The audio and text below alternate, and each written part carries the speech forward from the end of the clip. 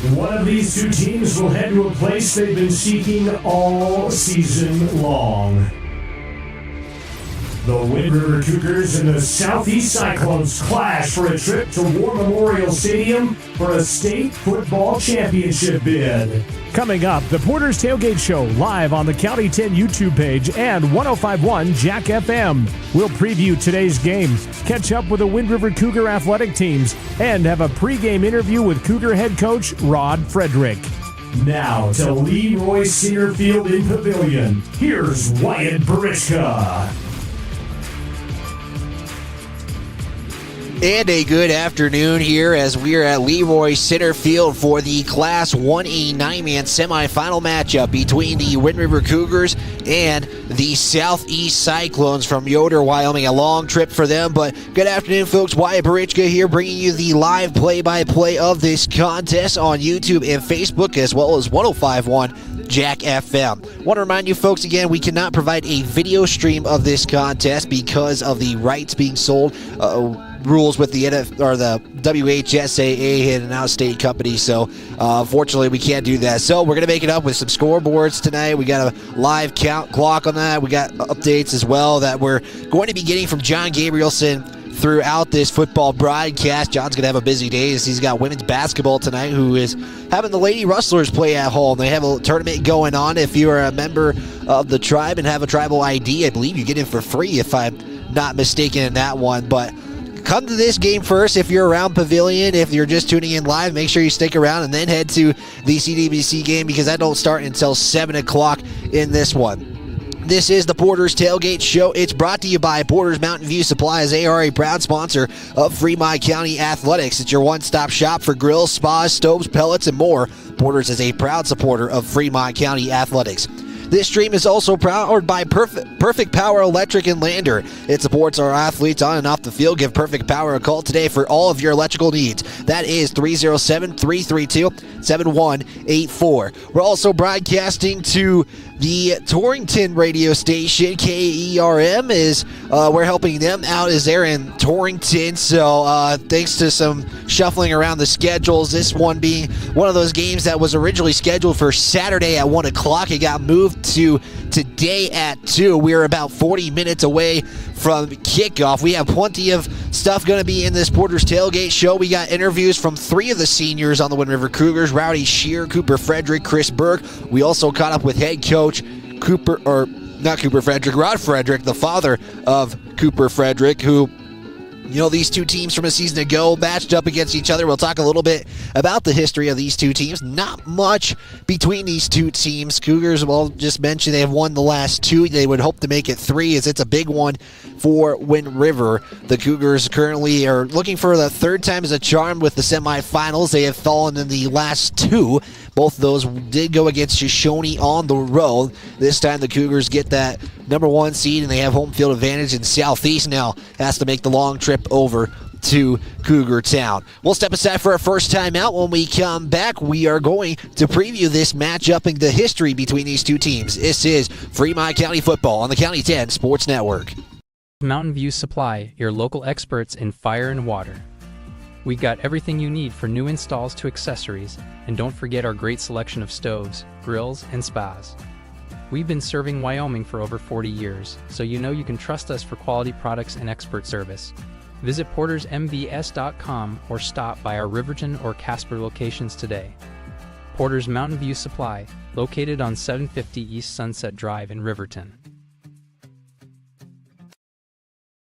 Perfect Power is a proud supporter of athletics and student athletes all across Fremont County. Perfect Power provides services for residential, commercial, and industrial jobs. Darren Hubble, owner and master electrician, has over 30 years of electrical experience. Darren's trustworthy team of professionals can get the job done right. Perfect Power, serving Fremont County and surrounding areas. Stop into 1320 West Main Street, Lander, or give them a call at 307-332-7184. At Eyes on Fremont, we know that good vision is about more than just seeing clearly. That's why we're dedicated to providing expert eye care for the whole family. From children's exams to contacts, LASIK to glaucoma treatment, we're here to help. We accept most insurance plans, and our experienced team will make sure you feel right at home. Schedule an appointment today at 111 South Broadway in Riverton, or give us a call at 307-856-9000. Visit WyomingEyes.net to learn more. How many letters? 5 letters. We continue the Porter's Tailgate Show right here on the County 10 Sports Network.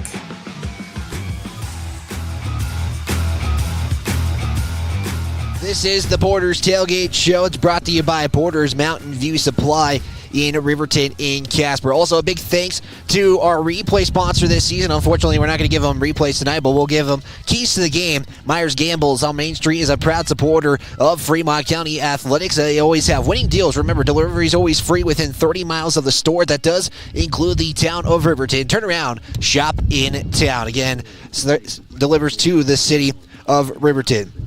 Let's take a look at how these two teams have entered this contest. Theoretically, the Wind River Cougars are undefeated on the season. You could consider them 8-1 on the season if you do count that one game that was called early against the Gillette-Campbell County Camels JV squad. But the Cougars have had a couple of wins by forfeit.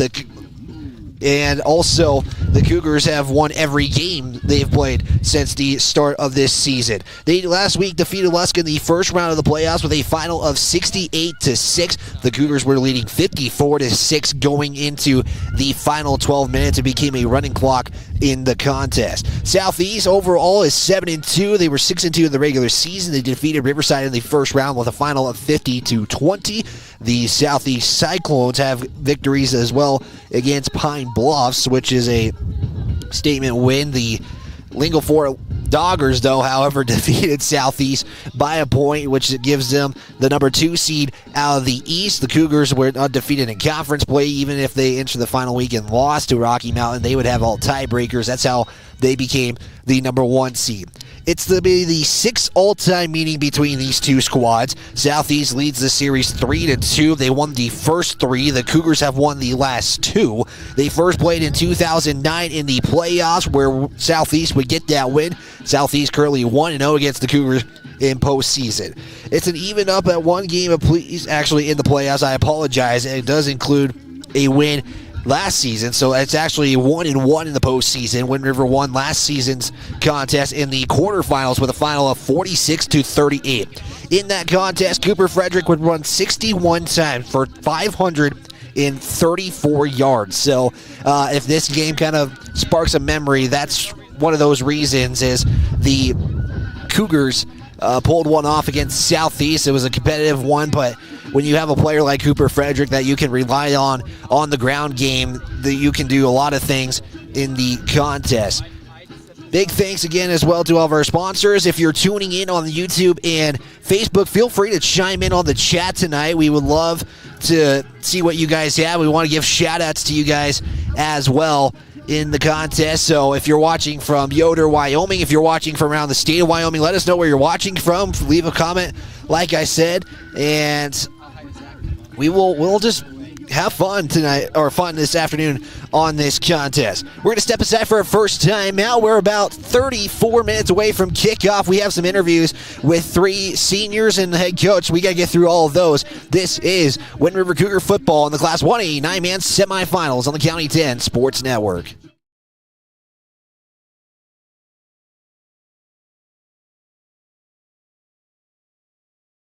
I'm giving her a ticket.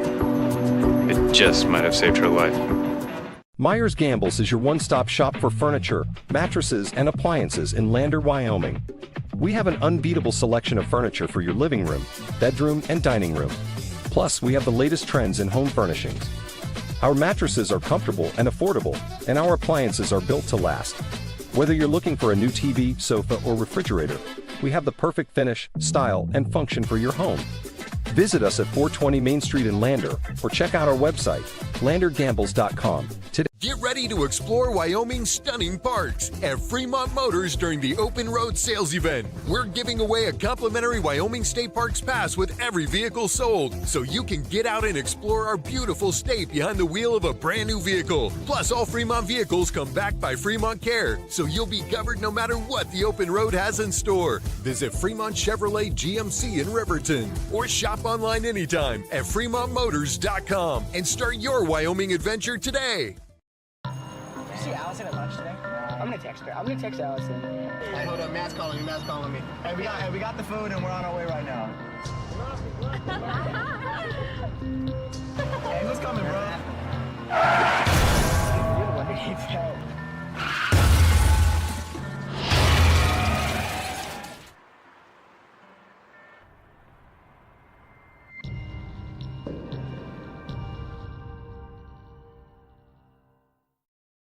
If you're looking for an upgrade to your vehicle, Wyoming 4x4 is the place to go for all your upgrade needs. From lift kits to bumpers, grill guards to bed liners, we've got everything you need to take your ride to the next level. We use top brands for our bumpers like Fab 4s, Ranch Hand, and Rhoda Moore. So get your vehicle ready and stop at Wyoming 4x4 or give Dan a call at 307-857-3175.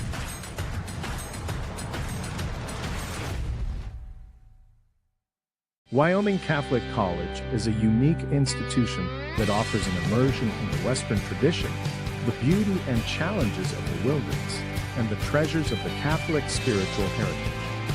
Our mission is to provide a unique educational experience that nurtures the body, mind, and spirit.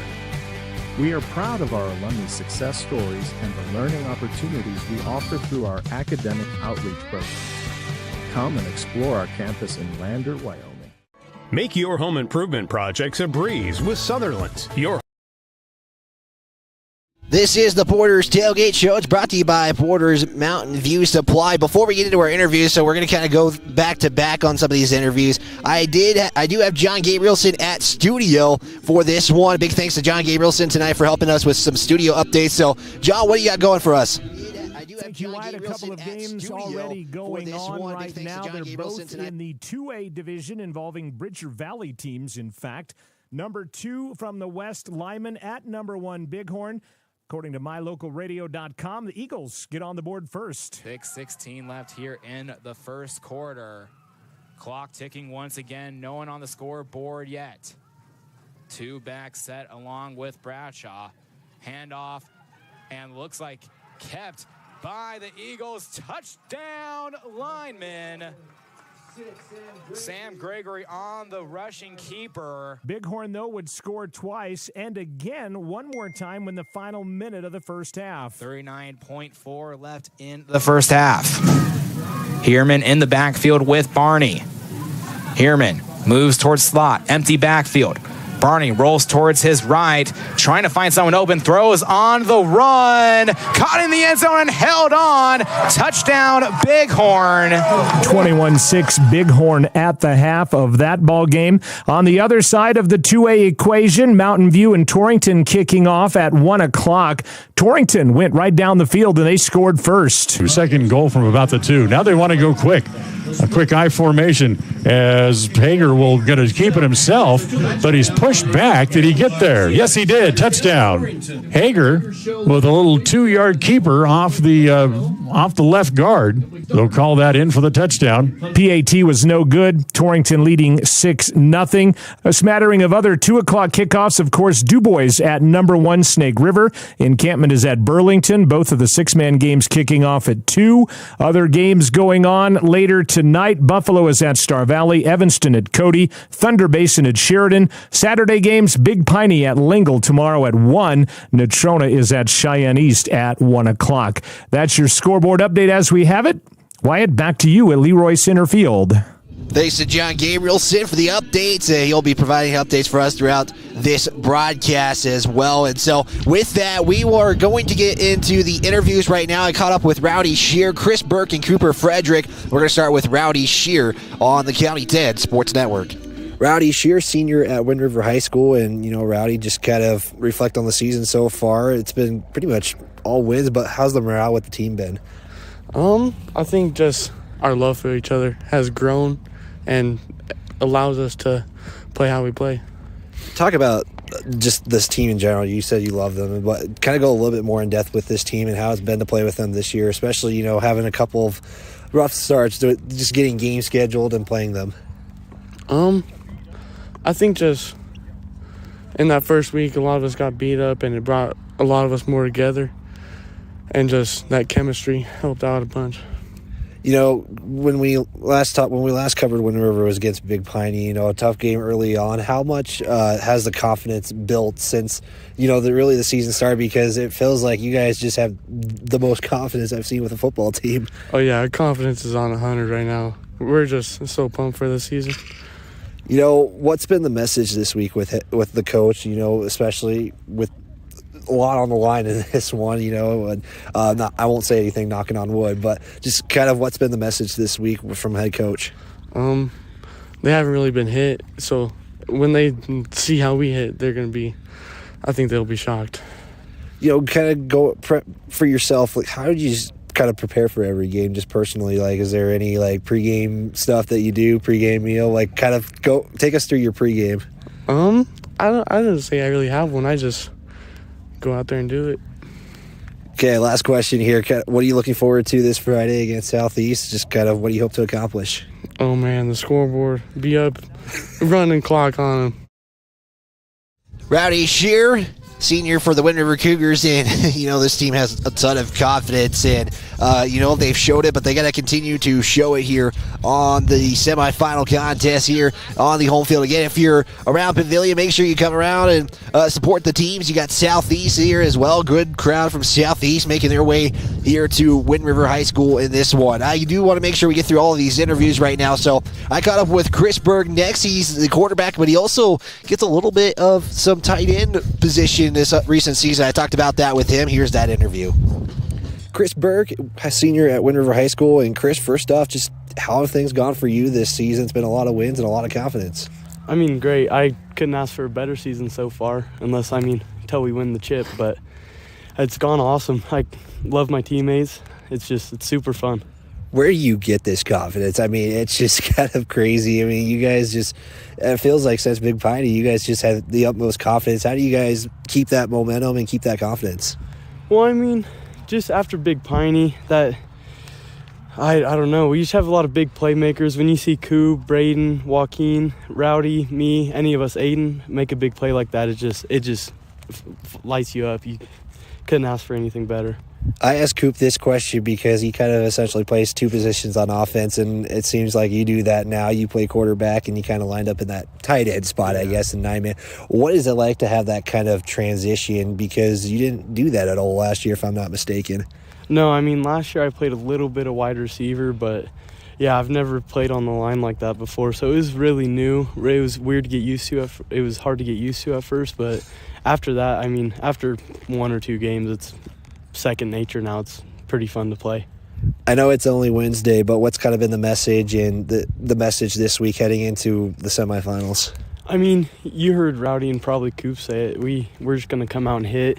We don't know if that other side's hitting like we are. We're just going to come hit and then hopefully, go to Laramie. That's the plan. Yeah, you guys have been mentioning that a little bit, but, you know, what is it like because the last couple of years you've been on the road, you have had to go to Shoshone, you had to go to Southeast a year ago for the first round, but what is it like to play at home in front of the home crowd with a lot on the line? It's so cool. I mean, like you said, we've gone far away the last 2 years, Lusk, and then 2 years ago, and then Southeast last year. It's tough taking those long bus rides, and so being able to play home, got all our families here for sure, it makes a difference. It's nice to have a crowd. What is it like to play with this team this year in particular, especially with the seniors you've been playing with for most of your high school career? I mean, like you just said, I've played with Coop, Rowdy, all these guys since 8th grade, and, I mean, it's a brotherhood, and so having everyone out there, it's just super important, and it's awesome. I know wins the top priority, but what else do you hope to accomplish this week? Probably win by, 30, maybe more, hopefully. Because that's just a statement to the state. If we beat another team from the other side like that, I think it just shows the state, I mean, we're here to play, we're here to win it. I like it. Any shout-outs you want to give? Any last thoughts before we end it? I mean, shout out to the coaches. They're out here doing their thing. got us winning games and stuff. So shout out to the coaches. Awesome. Thanks for bearing the cold with me, and good luck. Thank you for coming out and interviewing us. Your home improvement project's a breeze with Sutherland's, your home improvement experts. Always the right products at the right price. For every project, every day. You can shop and pay online at Sutherlands.com, and we'll get it ready for easy in-store pickup. With the tools and the know-how, you can count on Sutherland's for any job. With over 30,000 items in stock, make your first stop at Sutherland's Home Improvement in Casper and Riverton. County 10 is your Fremont County news leader. We're everywhere. On the web, mobile, social, and on your radio dial, with all the news you need to feel connected. From sports to board meetings and community features, we work hard to bring you all the latest updates you care about. Visit us today at county10.com. County 10, community connected.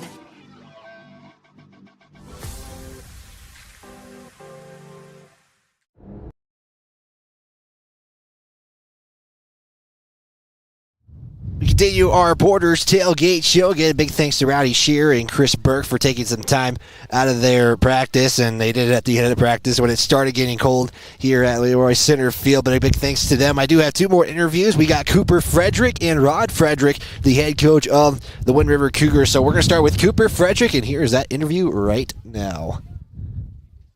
Senior at Wind River High School. Cooper, just first off, talk about the season so far. It's been pretty good for you guys as far as wins and just confidence-wise. Yeah, I mean, we've been on the rails. Like, we're a moving train, can't really be stopped. We've just been coming out, putting our all in at practice. Really just making ourselves better, being perfect. Really, that's our motto right now. How do you guys keep all this confidence that you guys, it seems like, I mean, going back to Big Piney, watching some of that one interview that you really showed confidence in, just how do you guys keep this confidence, and how do you guys use it as momentum and carrying it forward through each and every week? Well, yeah, I mean, I think that's our main thing. I think that's what the kids are really building upon, is like just being super, almost not cocky, but just knowing that we're going to come out and do our job and run off with the win. But, no, yeah, Big Piney, I did say some words, but I made sure the team knew that we were not going to lose after the words I said. It just could not happen, and that's what they're doing, so, yeah. A lot of confidence, but, Cooper, you've been in this situation, this has happened a couple of times, and now you're in the semifinals, this time at home. First off, what does it feel like to be at home for playoff games? I mean, I'm speechless, really. We've never done this before. I mean, for 2 years in a row, we've gotten beat second round by Shoshone. So, I mean, it's almost like a sigh of relief knowing that, this is going to be a game that we're not wondering how bad we're going to get beat by. Yeah, I mean, you guys said it best right there. You don't have to make that short trip or have to be on the road in general. What's been the message this week with your coach, and especially now that, a lot's at stake, a trip to Laramie is at stake. So what's been the message this week from Coach? Really just game planning on defense. We don't think their offense has taken much hits that haven't been in dogfights like we really bring. So we're really focusing on giving them big hits and trying taking them out of the game for about all of it. Well, until this year, I haven't seen you play quarterback at all, if I'm not mistaken. So I got to ask you what that transition was like. It looked like a wildcat, but, man, you can sling the ball at some points in the contest. So what was that transition like, having to play two positions on offense? It's not too bad. 8th grade and freshman year, I dabbled in some QB here and there. So that really it's not anything too crazy. Being a freshman, it was super fast, so I really got the worst, so I'm playing with little kids right now, so it's easy. I like it. But Cooper, just what do you hope to accomplish? Obviously a win, so what do you hope to accomplish, but what else do you want to accomplish here at home this week? We just no dumb penalties. We don't want any silly mistakes, mostly just being perfect and coming off with a big win, huge win. Their coach wants to have a dinner after the game here, and our coaches were like, you should probably just get on the road. It's going to be a long one. Oh. So, yeah. Well, I'll leave it at that. Anything I left out? Any shout-outs you want to give? No, sir. I'll be good.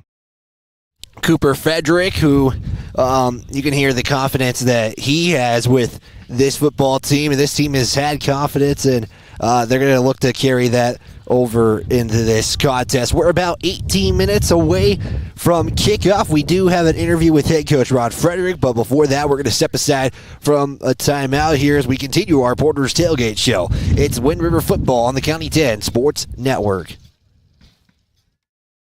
The damage. This guy was going a lot over the speed limit.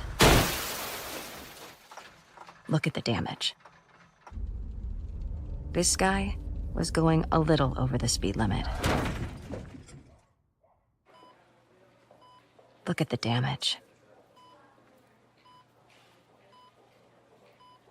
Redden, Kane & Associates. CPAs is your go-to source for tax, financial, and business solutions. Our experienced professionals are trusted and know the numbers. We're dedicated to providing personalized attention to each of our clients. Whether you're an individual or a business, we're here to help with all your accounting needs. Let us do the math for you. Stop in or visit rivertoncpa.com to learn more.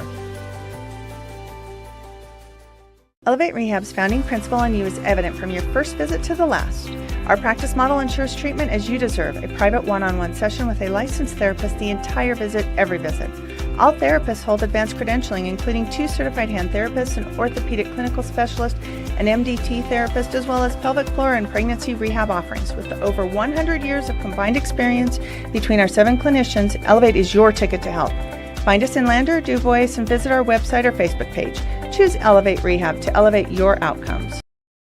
Read all about the Fremont County Sports Weekend at county10.com.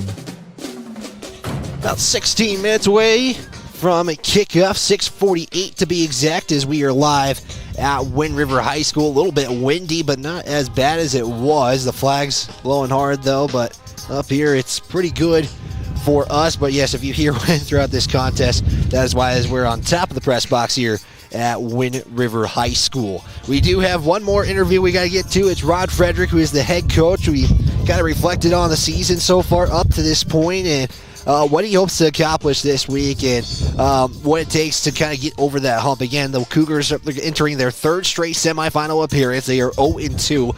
Both of those going against Shoshone. This time they get the home field advantage, and then they also got Southeast, who they saw a season ago. So before we get into that interview, we do have an update from John Gabrielson. So let's see if we can get him in the studio at the moment here. But here we go. Let's see what John has for us at the studio.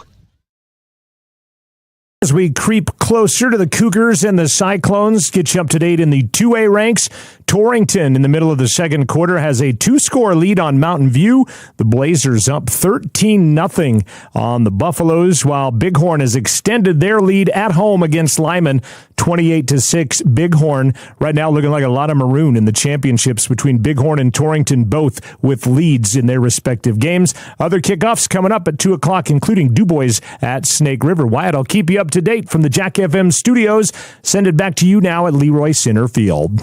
Thanks to John Gabrielson. Yeah, that Torrington score is kind of a little surprising, especially how good Mountain View has played this season. But with that, let's get into our interview with head coach Rod Frederick, and we're going to send it to him right now. Rod Frederick, head coach of the Wind River Cougars. And coach, first off, we talked at Big Piney. How's the team been, the morale and everything? It just seems like it's just been, ever since that win, it's just confidence. It's just through the roof. It really has. And we were kind of, I don't know if I'd say everybody, but I definitely was, had some worries about Big Piney coming in, being our second game playing those guys. We knew they're good, that we knew they had weapons, but when the team came out and played well, and our defense played really well that game, other than a lot of penalties. We probably had 150 yards in penalties, but, that's been cleaned up. Our defense is rolling now. I think it was a sure starter that when they found out they could shut down, we stopped them, and now everybody after that, it's just been like they're taking care of business, and that's what we need to do. Randy was giving me updates when I was in KC about your guys' game. You mentioned it was it was running clock going into the fourth quarter. Just talk about last week and just kind of what helped you guys get that statement win in a sense. Well, it was difficult. I mean, we were kind of disheartened that, their quarterback didn't play.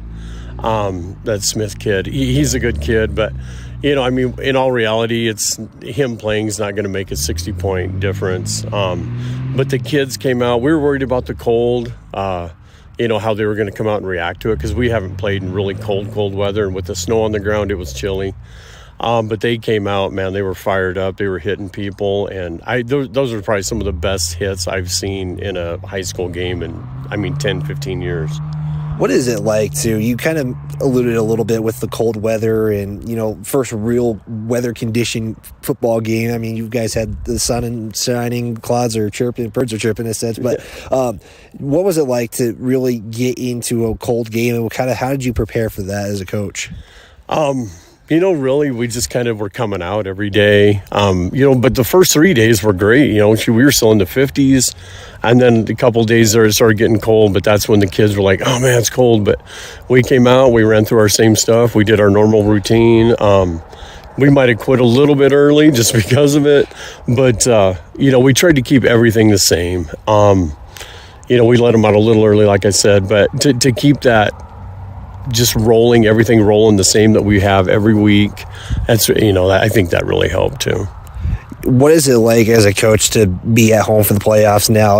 Last couple of seasons, you guys have had to go on the road in the first and second rounds, and luckily you don't have to travel all the way over east in this go around. So what is it like to be at home and get to have the team play in front of the hometown fans? Oh, it's excellent. Man, I can't tell you. Yeah, going, the last 2 years we went to Lusk that first round and beat Lusk, and then then came back here and got beat. We had to go to, I think it was Shoshone then. Then last year we go down to Southeast, and we were a little worried about that one too. But man, we went in and with a brand new offense that we put in that week, so we really ran it like maybe 3 days and went in and set a rushing record on that one. Defensively, we didn't play real well, but we were kind of worried about that too. We had kids that had never played before, seniors that we had to have DBs, and we didn't have any, so they played. So we did give up some passes, but man, I tell you what, being home for these two games is heaven. We're getting a lot of support. Last game was a little cold, and I can't blame anybody, for a lot of people not coming out for that one. But there were a bunch that still came out, and they're like, we stayed till half and saw that, where you were at, and we're like, we're going to go home and let's do it on the radio. So, but I have a feeling tomorrow or Friday it'll be a packed house. We get a lot of support. The area around here is great. They support everybody here. I'm sure we'll get some people from Riverton. We'll get people from Lander.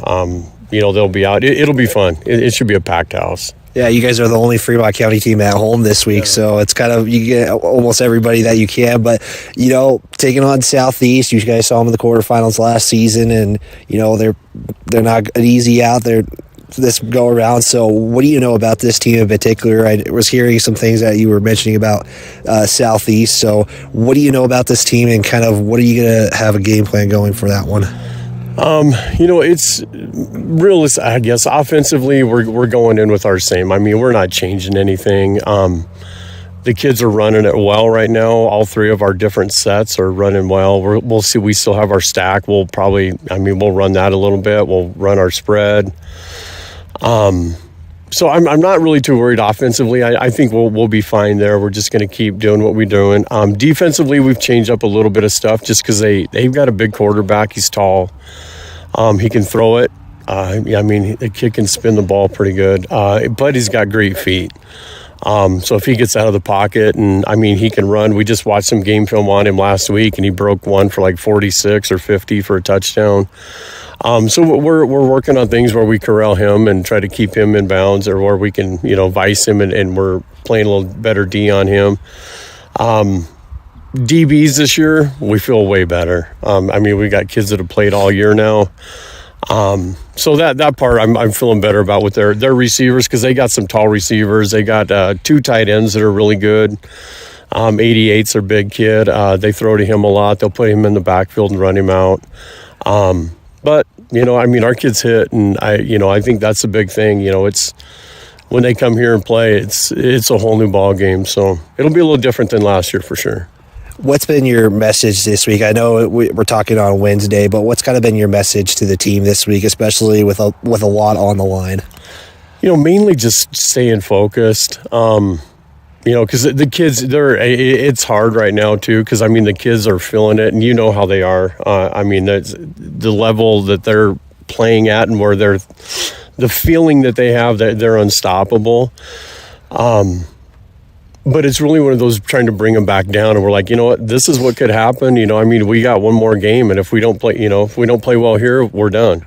So that's one of those factors there. We kind of just, reiterate, kind of get into their head and make sure they know what we're doing, and, keep them focused. Main thing at practice, and I chirp it all the time, is to be perfect. Every play, offensive line, running backs, everybody's perfect. And it's something we've done for 2 years now, and now the kids are even saying it, and it's kind of nice. It's good. You hear the seniors like, hey, be perfect on this play. So, it's kind of nice to have that. Yeah, people always say you can't be perfect, but it seems like you guys try to be as perfect as possible. But, Coach, what's going to be the biggest thing on Friday to help you guys, break that streak of being that 1 week short? Man, I don't know. I don't know. In all honesty, I feel it's the players we have right now, because they want it. They want to come out and hit. They want to come out and score. They want to put a running clock on everybody. So it's just that drive that they have, I think, is what's changing our whole season this year. Like, it's up the ante, tenfold from last year, and we had a great team last year. But the intensity is so much higher right now with this group. And granted, we have 11 seniors out here, and they're all playing ball, and they're getting after it. From our D line all the way back to the DBs on offense, from our line, to everybody. Everybody's clicking, and I think that's really what's, I think, has been the main key to get us through this whole season right now. Is just they want it, and they know what they want to do, and they're taking care of business. So right now I'm like, all right, here we go. Awesome, Coach. Thank you for your time, and hopefully we'll be talking to you next week. I hope so, man. Thanks for coming. If you're looking for the best home cooking in Lander, look no further than Mama's Kitchen. Our mouth-watering menu will have you coming back for more. From our famous Mama's breakfast to our burgers, we got something for everyone. Our friendly staff and welcoming atmosphere make us the perfect spot for a family meal or a night out with friends. Don't take our word for it. Check out our rave reviews. Call us today or visit our Facebook page to learn more.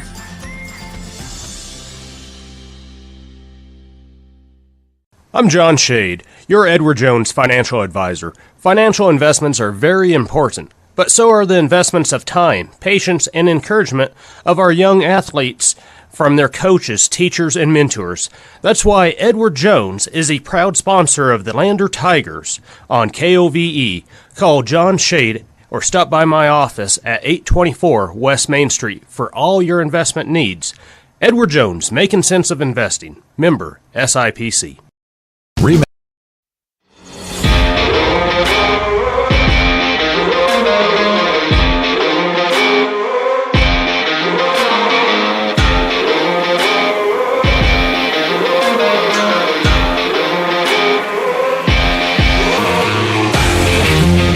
About 5 minutes away from kickoff here between the Southeast Cyclones and the Wind River Cougars. Just to give an update, Southeast won the coin toss, elected to defer to the second half, so the Cougars will get the first half kickoff here. Let's take a look at the matchup on paper between these two teams. We'll start with the Southeast Cyclones. They average about 198 yards per game on the ground, 119 through the air for a total of 318 yards per contest. Against Southeast, opponents are able to rush for 130 yards, 107 yards passing for a total of 236 yards. They score 14 points against the Cyclones. Cyclones score about 31 points per contest. The Cougars rush for about 280 yards per game, and there goes the paper for us, but hopefully we are able to recover some of that paper.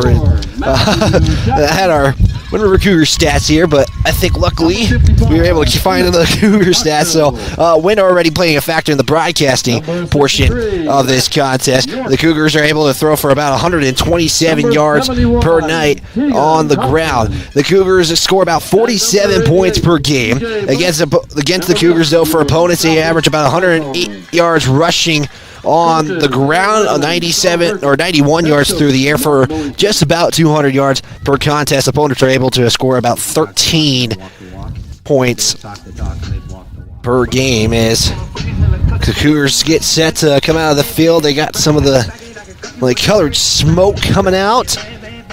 Have a really great entrance. I really enjoyed the Cougars' way of getting on to the field. They got that black smoke coming out as they'll get onto the field. Southeast had their starters announced, and the Cougars make their way out onto the field here. Again, the Cougars will get the first half kickoff, so we're going to see that offense very often here tonight. Again, Cooper Frederick, a name to look out for. He's going to play quarterback at some points in the contest. It just depends on the formation for Wind River in this one. The Cougars are going to be in their purple uniforms with the white bottoms. They have white numbers in the purple helmets. On the Southeast side, they're going to be in their blue uniforms, or white uniforms, blue bottoms with the blue numbers trimmed in black. Starters are getting announced for the Cougars. Again, some names to look out for Wind River. Those include Chris Burke, Cooper Frederick, Aiden Ruby, Brayden Tatro.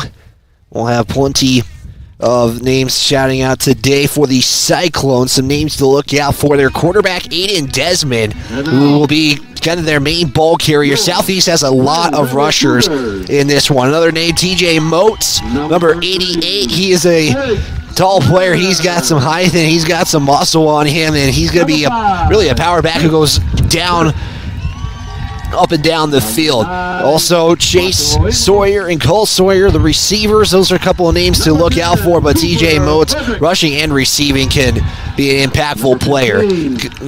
Starters getting announced here. Chris Burke, Cooper Frederick, Blake Snyder, Brayden Tatro being announced for starters. Number 67, Troy Chisholm. And number 91, Isaac Gardner. Your coaches. Again, the starters for Kyle Hunter and your head coach, the Wind River Cougars in this contest. Again, purple uniforms, white bottoms with the white numbers in their in this contest. Again, winner will punch their ticket to Laramie next Saturday at 1 o'clock against the winner of Rocky Mountain and Lingle for Laramie. Take a quick look at that playoff bracket. Hopefully we can get it pulled up there. There's the playoff bracket. That's where things stand. Big Piney and Lingle for Laramie will not play until tomorrow. 8 out of the 10 contests, I believe, are being played today. Du Bois playing Little Snake River right now. John Gabrielson will help provide updates throughout this contest. Big thanks to supporters, Mountain View Supply, their pregame sponsorship, and a big thanks to Fremont Chevrolet for their scoreboard sponsor tonight. We got the national anthem. We'll step aside for that, and we'll be back right after this. Are proud to sponsor sports across Fremont County for the 22-23 season. RE/MAX All-Star Realtors was founded in 1991 with the goal of doing real estate in a way that would make our clients' lives as easy and uninterrupted as possible. They've completed many transactions involving residential, commercial, vacant lots, farm and ranch, and investment properties, and can help you with any goal you might have regarding any of these today. RE/MAX All-Star Realtors, 938 West Main Street, Riverton. See them online at remaxriverton.com. Central Bank and Trust is a local bank that is focused on technology and convenience. We have a simpler online mortgage application process. You can use your computer or mobile device to upload required documents and sign them online.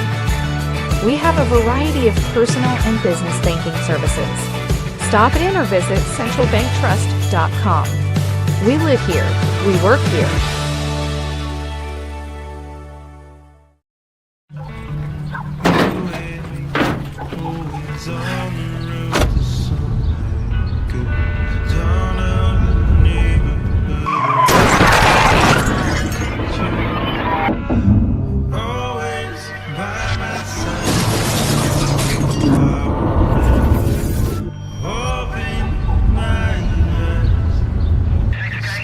enforce seatbelt laws, because in real life, you don't get a second chance.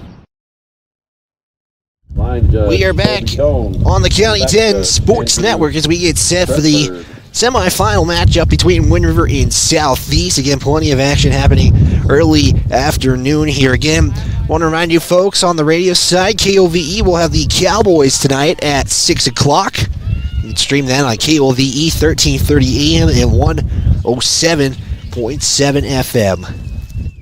Again, Cougars will receive the first half kickoff. Kicking it for the Cyclones at number 1, Bo Shimmick. Start the game off. As we have a missing number, but we have 2 twos. We have a couple of stuff, but the sophomore kicker is deep to receive for the Cougars. Be Romero and Romero and Ruby. Excuse me. Ruby ran one back for 6 against Big Piney to start the second half, and just like that, we are underway here as it's going to be a kick that's fielded by Dragone Stevens, as Stevens will get tackled at about the 47-yard line. So an awkward first kickoff there, but it looked like that was intentional. And it'll be first and 10 for the Cougars at about the 47-yard line.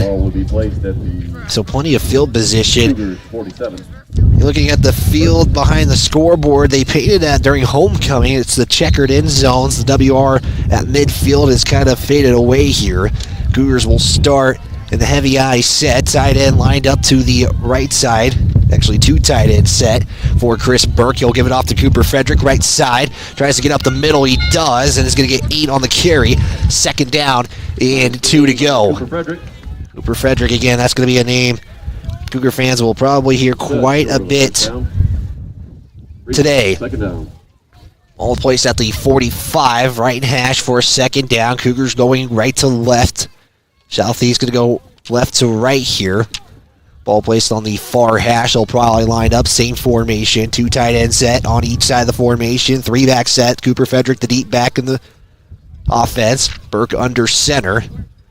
Burke will give it off to Frederick. This time to the left side. He'll have what appears to be a first down after 4 yards. And it'll be first down and 10. They will give him the movement there. And we'll reset the chains, and clock stands at 1:07. And we'll restart.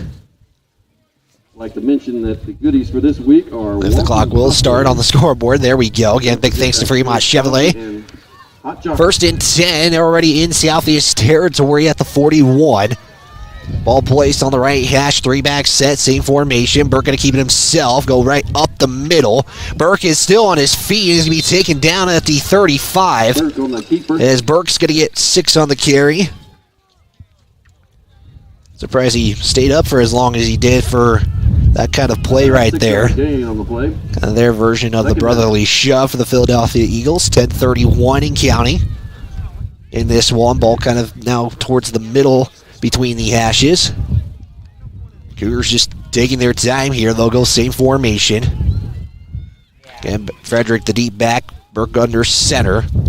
Burke's going to give it off to Frederick right side and be immediately met up there for a 3-yard carry. And it's going to be third down and short for the Cougars. Brings up third down. As again, this Cougar team third straight semifinal appearance for Southeast under head coach Bollington. They've been to 18 semifinals since Bollington took over as the head coach in 1999. Plenty of state championships under his name and the school's name. Clock approaches 9:40 to go. Same formation again for the Cougars. Burke under center, about 3rd and 2 to go here. Burke going to give it right up the middle. It's going to be just short of a first down. As on the carry was Braden Tatro. Tatro on the carry. As Tatro is going to get short carry. About a yard. About a yard for a first down. 4th down. 4th down in inches. That's the best way to put it. It's super short right there. They can probably could see Burke go up with a QB sneak. Southeast putting 5 on the line. Now they'll go 4, but they're showing blitz here. Cougars again, same formation. Burke going to give it to Frederick, and he's going to be close. This is going to be as close of a carry as possible. Ball is going to be spotted at the 31. They needed to get to the 31. They'll give them the first down. Just enough was Cooper Frederick. It looked like he slipped for a minute, and now the officials are going to, they say a first down, but now they are stopping this. This is going to be close here. That's at the 31, and I think we're going to get a measurement here, and just for how close that is. And ball at the 31, so the chain gang does come out here. This is as close of a first down as it can get.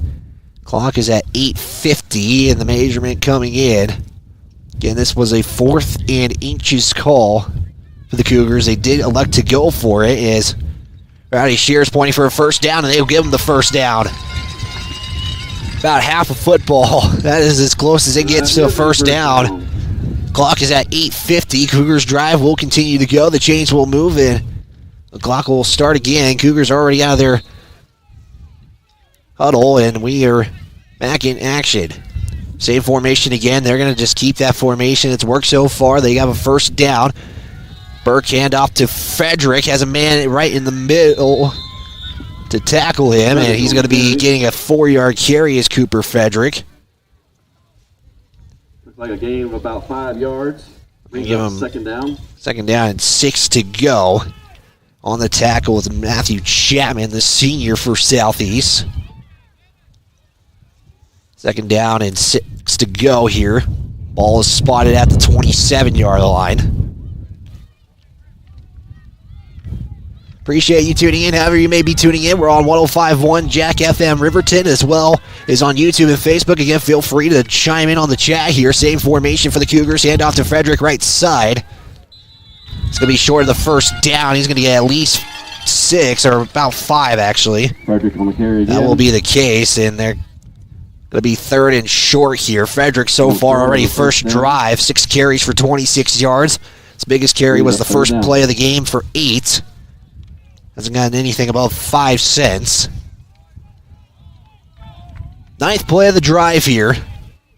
Need to get to the 21. It's 3rd down and 1 to go here. 7:26 to play. Same formation. Burke give it to Frederick. Right side again, and he's going to be right at the first down once again here. Clock is stopping, though, and actually they're going to let this continue to roll here, and they're going to say he's short. Looks like based on the clock going, and actually they do stop it now with 7:18, and they're going to say first down Cougars, so Frederick gets the needed yardage.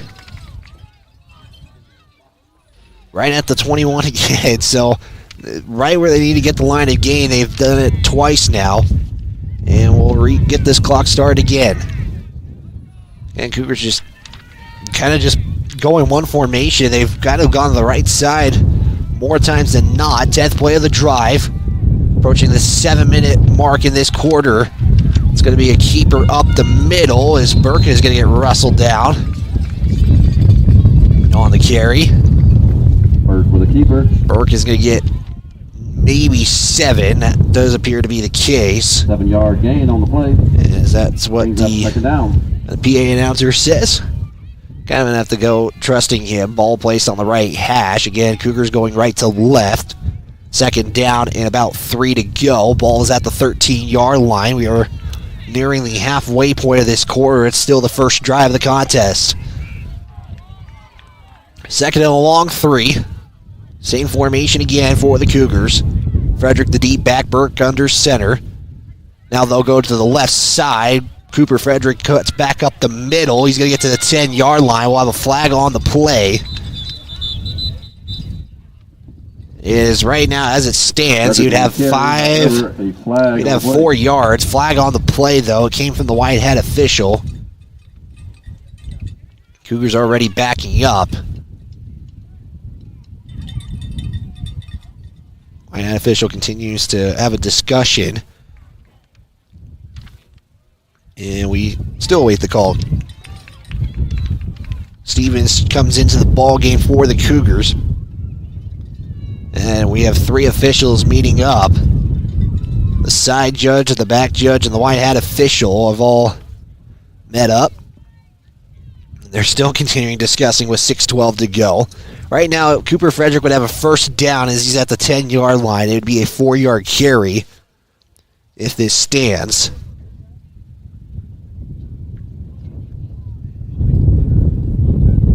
And we're going to have a penalty on the Cougars. It'll still be second down, so Frederick's play is going to go backwards. Chop block, 5-yard penalty. They called it a chop block. I didn't see anything chop block, but it's from the spot of the foul, so in a sense it's just a 3-yard loss. Frederick now going to come in the gun. Steven in motion. Frederick going to give it off to Stevens to the left side. Tries to get around the corner. He's at the 15. Cuts inside to the 10. Inside the 10 now. Continues to move his feet. He's going to have a first down. On a big carry there. Give him 10 yards. First down. On the play. And Stevens with his first carry, and it gives the Cougars a first down.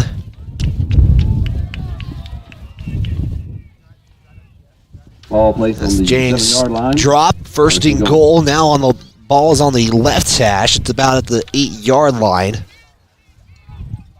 Cougars running what it will now be their 12th play.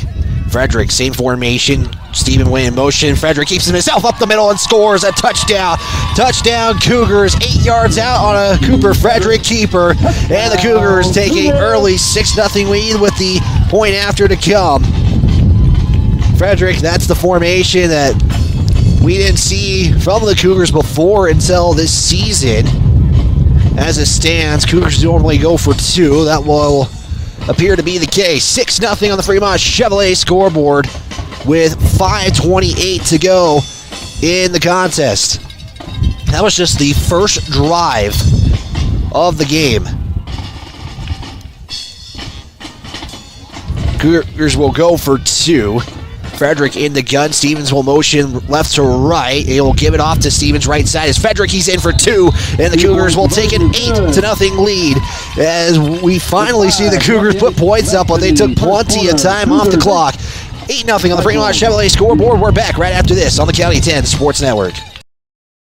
Tires, and more tires. Bailey Tire and Auto Service offers a huge selection, great prices, and fantastic service. Oh, yeah. Hi, this is Haley. With over 13,000 tires to choose, Bailey has tires for your ATV, farm implement, car, truck, trailer, semi, lawnmower, wheelbarrow, you name it. If it has a tire, Bailey Tire and Auto Service can fix it or replace it. Bailey Tire and Auto Service is your one-stop complete tire and service shop. Just remember, with Bailey's, there's no tricks, just tires.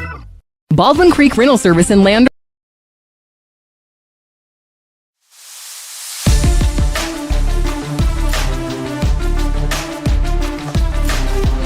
Nothing on your Fremont Chevrolet scoreboard. 12 plays, 59 yards for the Cougars as it was capped off by an 8-yard touchdown run on the keeper from Cooper Frederick to give the Cougars a 8-0 lead here. They take over half the quarter. 5:28 to go in this first quarter, so Cougars taking a lot of time off. Isaiah Jones is going to kick this one away to Southeast. Deep to receive for the Cyclones will be Chapman. And we're trying to get another number there. And Cole Sauer. Again, we're also helping the Torrington broadcasting team as they're in Torrington, so we're also on KERM. Jones. Squib kick to the left side. It's going to bounce, and ball is still out, and luckily somebody gets on it first.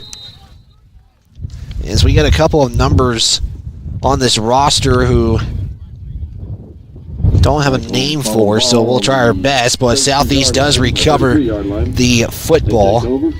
First and 10. It's going to be first and 10 at about the 33-yard line here. Again, first time we're going to see the Cyclones offensively. They'll go one receiver set. They'll have a two tight end set out to the left. One man in the backfield is Chapman. They'll give it off to Chapman right up the middle. And it's going to be at least a 4-yard carry. And it'll be second down. And about 6 to go there. 3-yard gain on the play. Second down. Again, you're going to hear Desmond. You're going to hear Chapman. You're going to hear Moats a lot in this contest. As again, we're going to try to get some numbers for Southeast as our roster didn't have it. One receiver goes out to the left. Chapman in the backfield again. Two tight ends set to the left as well. They'll toss it to Chapman, and Wind River's right there to stop it, and plenty of flags fly on the field, but it's going to be a loss of 4 if the play stands. Flag on the play. Loss of 4. Flags came from multiple officials. And Southeast backing up. They'll move the flags. They put the flag at about the 36-yard line. So it's technically in the backfield. Could be in the area of holding, but we will await the call here. Blocking in the back by the Cyclones. That's going to be a penalty against them. It's going to be second down. And what will be forever on a 10-yard penalty. Is the ball now at the 27-yard line. Ball placed on the left hash for them. I formation set. One receiver going to be split out to the right. It's going to be a fullback dive to Moats right up the middle and more. He has nobody in front of him. Frederick trying to take him down, and he will. For first down. Big carry right there from their own 27 to the 39. Bring up a first down, Cyclones. It's going to be a play of 34 yards for TJ Moats on the fullback dive. And it's a first down for Southeast in Cougar territory on one play. They'll go I formation again. One receiver out to the right. Here's the handoff to Chapman. Chapman gets stuffed by a herd of Cougars, and that's going to be right at the line of scrimmage. Maybe a loss of 1. Isaiah Jones on the stop. 1-yard loss on the play. Second down. We approach about 4 minutes to go in this contest. Ball at the 40-yard line. Loss of 1 for Chapman. Second down, 11 to go here. They'll send one receiver out to the right side. I formation again for Southeast. One tight end sent on each side. Quarterback will keep it himself on the option. Could pitch it out. He's going to keep it himself. As Desmond will go to the 30-yard line. He'll have a 10-yard carry. Be short of a first down as he's going to be about a yard short there for Southeast. One of those plays he could keep it. He could pitch it. Give it up. He senses like a triple option from the eye. It's going to be third down and 1 yard to go. They need to get to the 29 of Wind River territory. Substitutions coming in. Cannon Tippett into the contest. Tippett will be sent out to the right side, short side of the field. I formation, 2 tight ends set, 1 on each side. That's been under center. Cougars almost jump. Here's the give to Moats. He'll have the first down. He's going to be pretty close to it. Good enough for a first down. And they will give him the first down. They'll give him 2. And we'll get this clock restarted here after the change set. So Southeast, one big play has been what has helped them so far. They've had short yardage situations. Now they'll have a split back set. Desmond's going to go under center. He's going to give it up to Chapman, who is going to go to the right side, breaks a tackle, continues to move his feet. Burke will finally come in and help. He'll help Ruby on the tackle. And that's going to be a carry and enough for a first down for the Cyclones. That was a 10-yard play for Chapman. That's his biggest carry of the ball game. Cyclones will split back set again. You have Chapman to the left, Moat to the right, one receiver sent out to the right. It's the short side as looked like there was some confusion on the play as Desmond kept it himself. It looked like Wind River was ready, but the Cyclones were not, so Desmond's going to lose 0 yards as he's lucky to get back to the line. And it's going to be 2nd down and 10 to go as we approach the 2-minute mark of this quarter. We'll get an update from John Gabrielson in just a moment here. We'll get to the end of this quarter. Now the Cyclones will keep the same formation. They'll just send the receiver out to the right. Cougars will jump. It's going to be a 5-yard penalty on the Cougars. Unless Cyclones jumped, but ball hasn't moved yet. Nobody's backing up. Now Wind River elects to back up, and that will be the case. Cougars' second penalty. They have had 2 5-yard penalties against them. Cyclones just 1. 5-yard penalty. Still 2nd down. 1:40 to go in quarter number 1 on the Fremont Chevrolet scoreboard. Split back set. They'll toss it to Chapman, left side. Cuts up the middle. That's going to be tackled for about 2 yards. So 2-yard carry on for Chapman so far. 4 carries for 15 yards. He's kind of been the main back in the contest. 3rd down. Desmond waits for play to come in. Let's give these At 1:12 to go. Cyclones have like that split back set. They'll do it again now. One receiver to the right side. Tight end is split on the same side as well. Moats on the fake. Desmond will pitch it to Chapman, and the Cougars are going to stop it. Cooper Frederick on the play as he's going to give him a loss of what appears to be 5.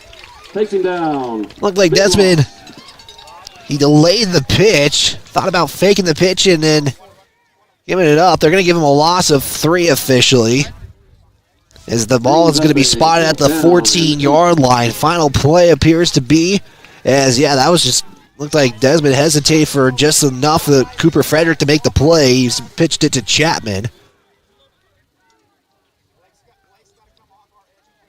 So 4th down for the Cyclones here. 4th down at about 7. Ball is at the 13-yard line. Shotgun set, 2 receivers to the right, 1 to the left. Chapman's going to come in motion, left to right, gets the handoff. Going to try to go on the end around, and he's going to be short of the 1st down. He's going to be taken down at about the 13-yard line, or excuse me, the 8-yard line, and that theoretically should be the end of the quarter. However, they stopped him with 2 seconds left, and it's going to be a 1st down for Wind River as they get the ball back and get a stop on a Cyclone possession that had 1 big play for 34 yards. They gave him a gain of 5. Ball spotted at the 8-yard line, actually the 7. And so we'll get 1 play from Wind River, and we'll flip sides into the 2nd quarter. We'll get an update from John Gabrielson. 8-0. They'll go I formation, as Burke is just going to keep it himself and get to the 10-yard line for a 2-yard carry, and that will be the end of the 1st quarter. Wind River will take a 8-0 lead going into the 2nd quarter. We'll step aside to the studio for John Gabrielson, and with that, let's get an update from him if we can connect to him. And with that, we do have a Du Bois update. So let's see if John can provide an update for us, and with that, let's send it to him right now. Each team has had a possession at Snake River. The Rattlers score early, a 10-yard touchdown pass. 8:12 left, their PAT no good. Du Bois battles back a 20-yard touchdown pass on a one-handed catch by Hayden Howard. Rams PAT no good, tied at 6, 7:03 left to play 1st quarter. Quick 2A update. Mountain View climbing back into that ball game, trailing just before half, 13-9 to Torrington. Bighorn pounding Lyman now, 35-6, late stages of the 4th there. Big thanks to John Gabrielson for that, as Yeah, DuBois right now in the contest with Little Snake River. They're going to try to pull off an upset against them. We'll step aside for 30-second timeout. Hopefully, we'll be back right after. Let's see if we get an ad, but looks like both teams are coming out, so we'll get an ad later on into the second quarter here on your Fremont Chevrolet scoreboard. 8-0. Again, Cougars had a long drive. That went 12 plays, 59 yards. Cooper Frederick leading the way right now on the rushing statistics. No passing plays yet. 8 carries, 36 yards. They'll send Burke out to a receiver. Frederick in the gun. 2 receivers set as right now Stevens, and we're going to have a penalty on the Cougars for 2 players in motion. Burke thought he was going in motion. Stevens thought he was going in motion. So false start. Then you got 2 motions. Now we got another flag coming in. So we have 2 flags. Official threw one late, way late after the play was blown dead. Unless he just wanted to throw it out there. His flags feel like a common occurrence lately in all aspects of football, and they'll just give the Cougars 5-yard penalty. And it's going to be second down and a long to go here. They'll put the ball at about the 6-yard line. And they'll see what the Cougars do here again here. They did let that one play go and timed it, so back in action. Burke to get on motion. Frederick keeps himself to the left side. He'll get back to the original line of scrimmage for 2 yards. Will be the second play of the drive here. Third and about 9 yards. We're going to see substitutions for Wind River.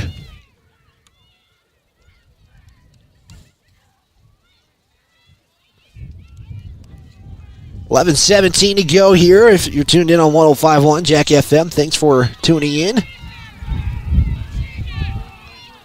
Frederick going to stay at quarterback. Stevens goes in motion. They'll reverse it to the left side. It's going to be third down, and it gets maybe 2 on the play, as on the carry was Tatro. And he's going to be well short of a first down here, and the Cougars will probably punt it away here. So again, that was a 2-yard carry.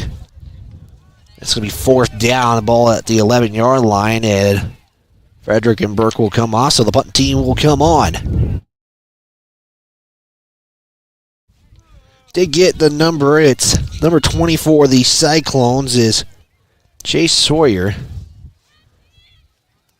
He's the ball.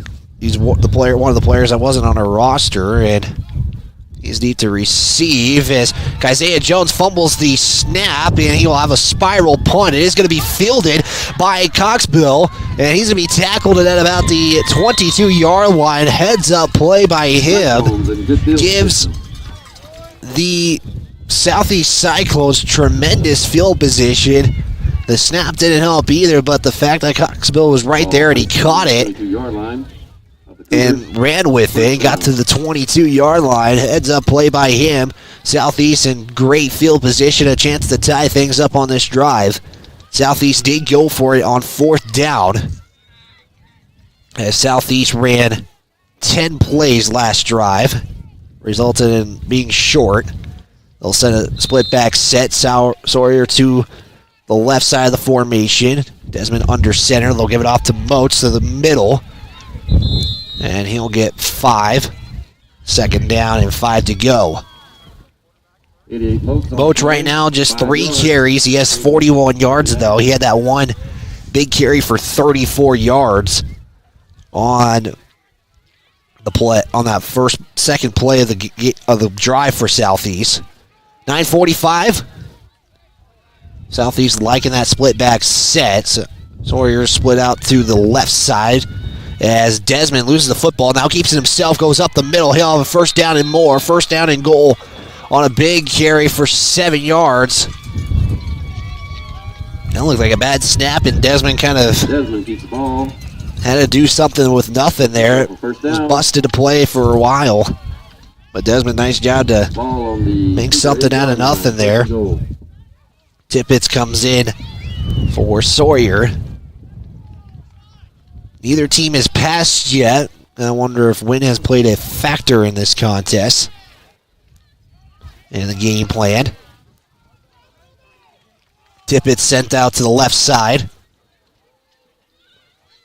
We'll have a split back set. Chapman and Moats in the backfield. Desmond under center. Here's the snap, and looking to throw is Desmond in the end zone. Caught, touchdown. Cole Sawyer from 9 yards out, and the Cyclones are on the board. 8-yard touchdown. First pass attempt is a touchdown, as we're giving too many points out here. First pass, why not? Get a score in, tie things up. And Southeast going to look like they're going to go for it here. Try to tie it up here.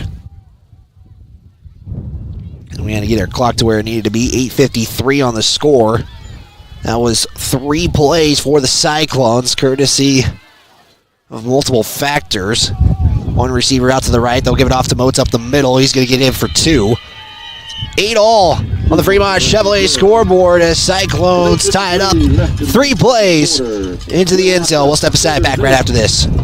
Baldwin Creek Rental Service in Lander is a proud supporter of sports and athletics here in Fremont County. Baldwin Creek Rental Center understands how expensive specific equipment can be, especially if it is for a one-time use or event. That is why they offer tools, equipment, and party supply rentals. For many years, Baldwin Creek has provided services to clients in Lander and the surrounding areas. From lawn and garden projects to graduation parties, they have the right equipment for you. Baldwin Creek Rental Centers, 675 Baldwin Creek Road in Lander.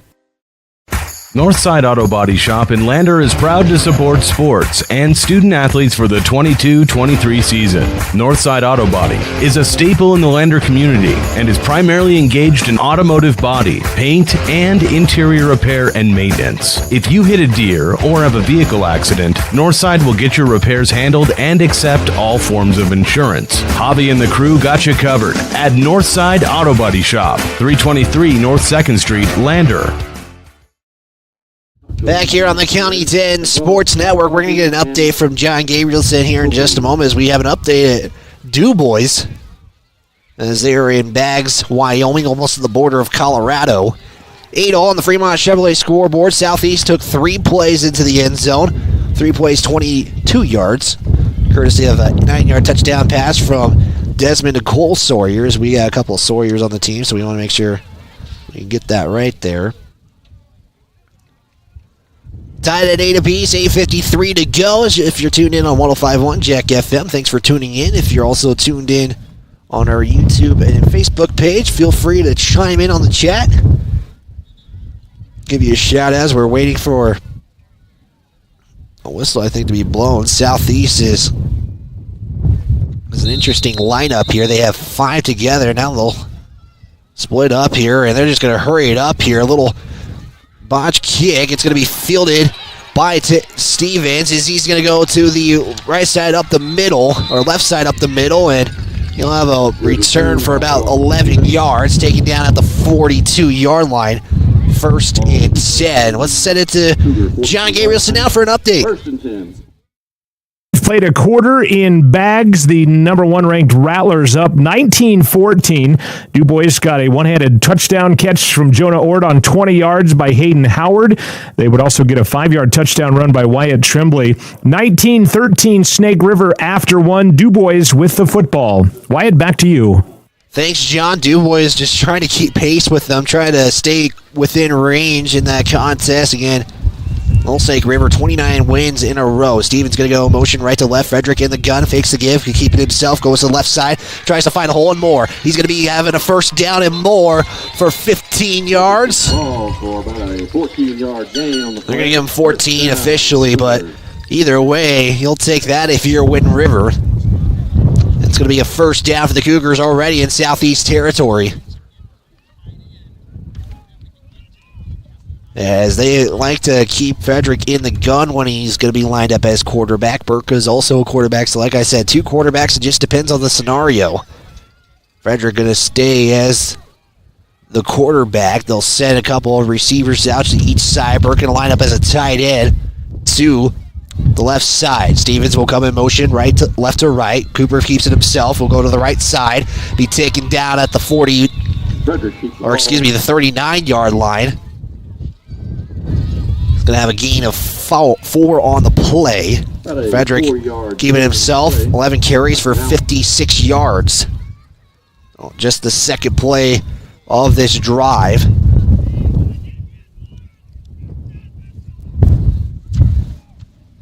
Again, small school football, you have a great crowd here in an afternoon kickoff. Hopefully we got some casual fans out there as well. Clock continuing to tick down. We're at 7:35 to go on the Fremont Chevrolet scoreboard. We do have the Buckle Up for Life halftime show coming up. We'll recap the first half. Give your Student of the Week presented by Wyoming Catholic College. Frederick in the gun. 2 receivers set out to the left. Stevens goes in motion. Frederick will hand it off to Stevens to the left side. Stevens will be close to a first down. He's going to be taken down at the 35-yard line, so he's going to be about a yard short. He'll get 4 on the carry. And it's going to be third down and long one here. They do need to get to the 34. Ball at the 35. Stevens will come out of the play. Looks like he got pretty banged up on that one. Just trying to loosen it up again. Cougars will go back to that strong eye. Burke is going to line up under center. Frederick the deep back. Burke will keep it himself. Get the first down on the quarterback sneak. Continues to go. He's staying on his feet. Finally taken down at the 30 for a 5-yard carry. Nice gain on the play. First down. First down, Cougars. The chains will reset and we'll start the clock. Again, we can't stream a video broadcast of this because of the rules in the postseason. Ball at the 30-yard line. First and 10. Cougars trying to regain their lead again. We're tied up at 8 on the Fremont Chevrolet scoreboard. Burke in the gun. 2 receivers to the right. Stevens will come in motion left to right. Frederick will keep it himself up the middle. Frederick will get 6 on the carry. As Frederick is going to be near that century mark before half here. Burke is going to come off the field. No, he's just going to talk with his coach right there. Looked like he was hobbling off for a second, but appears to be all right. 6-yard carry from Frederick sets up a second and 4 at the 24-yard line. They'll send 2 receivers out. Stevens is the lone man to the right side. Frederick in the gun. Stevens will motion right to left. Here is the give to Stevens to the left side. He breaks the tackle. Is going to have a first down. Stevens on the first down and more for a nice 9-yard carry. And Stevens, when he is given the ball, has been able to get those first downs. It's a first down for the Cougars. 5:15 to go in the contest. Ball spotted at about the 24, or excuse me, the 16. They'll go same formation. They'll just switch the receivers. Stevens now lined up to the left, 2 receivers set to the right. Frederick in the gun. He'll have Stevens go in motion. Frederick going to keep it himself, try to cut up at the middle, tries to make a couple moves. He's going to be tackled for about 4 yards. Frederick keeps the ball. 4-yard carry by Frederick. Already 13 carries, 66 yards. 3-yard gain on the play brings up second down. This will be the 7th play of the drive. Cougars just 111 yards of total offense. Southeast has 85. About 21 of those came on a short punt into the end zone. They'll say same formation here for the Cougars. Burke line up as a tight end on the left side. Frederick give it off to Stevens to the right side. Tries to get around. Has a couple of Cyclones right there on the tackle. Stevens going to be tackled about the 9-yard line. He's going to be short of a first down by about 3 yards. And now Stevens again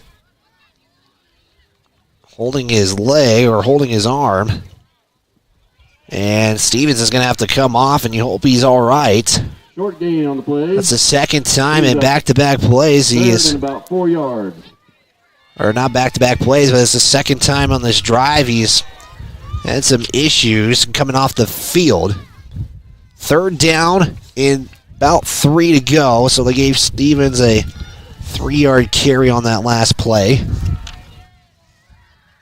They'll line up strong eye. Burke under center. Frederick the deep back. He'll give it off to Frederick, and he's going to be stopped at the 10. Frederick on the carry. Right about the line of scrimmage. Is Frederick's first carry for no yardage in this contest, and Wind River most likely to go for it here is they don't have a field goal kicker, at least on my stat sheet, that gives them the confidence. 3 minutes to go. Neither team has used a timeout yet in this ball game. Ball at the 10-yard line. Fourth down, about 5 to go. And I think Frederick is going to take his first timeout and just let this clock wind down a little bit here. Yeah, he's really letting the clock tick down. This clock will stop with about 2:39 to go in the contest. 8-all on the Fremont Chevrolet scoreboard. We'll step aside for a timeout. We're back right after this. Award-winning optics for the adventurous. From binoculars to spotting scopes, Maven has you covered. Be prepared for scouting, wildlife watching, or any outdoor adventure. As a proud sponsor of local high school sports, we wish all the Fremont County athletes the best of luck this season. Visit mavenbuild.com for more information and to order. Maven, discover something new. Goddard Construction is a local contractor dedicated to our community. We're proud to support our student athletes in every sport on and off the field. We believe in hard work, crafting excellence, and building legacies one project at a time. We bring your vision to life. Visit GoddardConstruction.com to see what we can create for you. Goddard Construction, building Fremont County one project at a time. Fourth down and 4 to go for the Cougars. Need to get to about the 7-yard line of Southeast. 2:39 to go. Cougars took their first of 3 timeouts. And Southeast is now going to take a timeout. So just like that, back-to-back timeouts. Both teams with 2 timeouts left to go in this half. Let's give a big thanks to Baldwin Creek Rental Center in Lander. Has everything covered from equipment rentals to party rentals as well. Stop by 675 Baldwin Creek Road to see how we can help. Good luck to all athletes from Baldwin Creek Rental Center. Your hard work is paying off, and Eyes on Fremont is proud to see you compete both on and off the field. Students have our support. Eyes on Fremont, located on 111 South Broadway Avenue in Riverton. Your local optometrist. Your scoreboard tonight brought to you by Fremont Chevrolet GMC in Riverton. Supports our local athletes. Your hard work and dedication doesn't go unnoticed. And Fremont Chevrolet GMC is here for you every step of the way. Located on 1401 North Federal Boulevard in Riverton. Again, buckle up for life halftime show presented by Whiteout. Wants to remind you, seatbelts save lives. Buckle up so you can stay in the game every time, every ride. So, both teams took a timeout. It's a 4th down and 4 for the Cougars. Frederick going to line up in the gun. Stevens back into the game. He'll go in motion. Here's the snap. Frederick keeps it himself. Tries to find a couple of blockers, and he's going to have the first. Just enough by a couple of yards. He gets 5 on the carry. As the Cougars will keep their drive alive. First and goal. Ball spotted at the 5-yard line. Ball on the left hash for the Cougars, who are going left to right. And we'll get the clock restarted here. 2:30 to go. Cougars will line up same formation. They'll have a bunch set to the left. Stevens going to come in motion right to left. Here's the fake give, or no, they're going to give it to Stevens. Stevens reaches out. Ball is out. It's going to be recovered by Southeast. Stevens reached for the end zone. Wind River is saying he reached and was down. Coach Rod Frederick now is going to come out to the field, and the officials let it play out, which that's the right choice you have to do in case they do change it. So I like how they let this play go. Right now, as it stands, it's a turnover for the Cougars, who Looked like Stevens reached for it in the end zone. He got it. The ball came out as it hit the ground. And they're going to say... Ball created the fumble. Second down. They're going to say he was down, so what a save there for the Cougars.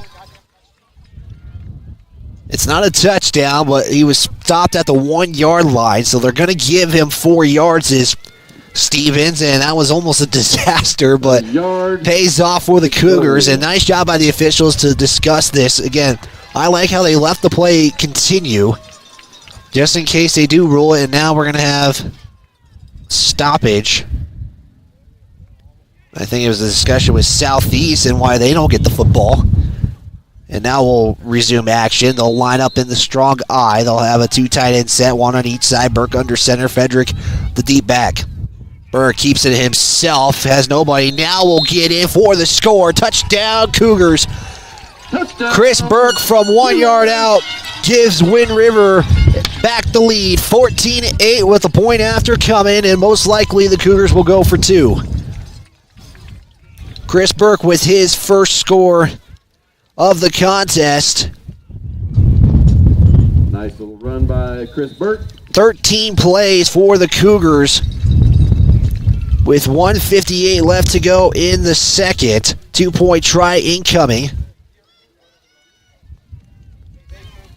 Frederick going to line up in the gun. Stevens will come in motion. Frederick keeps it himself, tries to go to the right side, tries to get around the corner, and he does. Touchdown, our 2-pointer is good. 16-8 on the Fremont Chevrolet scoreboard. We'll step aside, take a timeout. We're back right after this on 105.1 Jack FM. Tyler Watson State Farm Agency is a proud supporter of Riverton High School Wolverine Athletics. We understand the importance of community, and we're excited to be a part of it. As your neighbor, we're here to help you with all your insurance needs. We offer auto, homeowners, renters, business, and life insurance. So stop in and say hi or give us a call today. The Tyler Watson State Farm Agency will be here for you. Justice Jacobs State Farm Insurance Agency, where friends go. Justice and his team are dedicated to helping you protect what's important. We offer a variety of insurance products and services to help you protect what's important to you. With customizable coverage plans, safe driving rewards, and discounts, Justice Jacobs can help you create a solution that's right for you. Go Tigers! Visit us at 990 Main Street in Lander or online at insuredwy.com. Back here on the County 10 Sports Network, 13 plays for the Cougars, caps off by a 1 yard touchdown run from Chris Burke on the quarterback keeper. 1:53 left to go in the contest. They must have ran the clock, I'm not mistaken, unless I am behind. We'll get the clock down to 1:53. Isaiah Jones will kick it off from the 40-yard line. He's going to be spotted right on that X. Deep to receive is Chapman. And also deep to receive is Cole Sawyer. Isaiah Jones to kick the ball away. Isaiah Jones. Last time Cougars squib kicked it.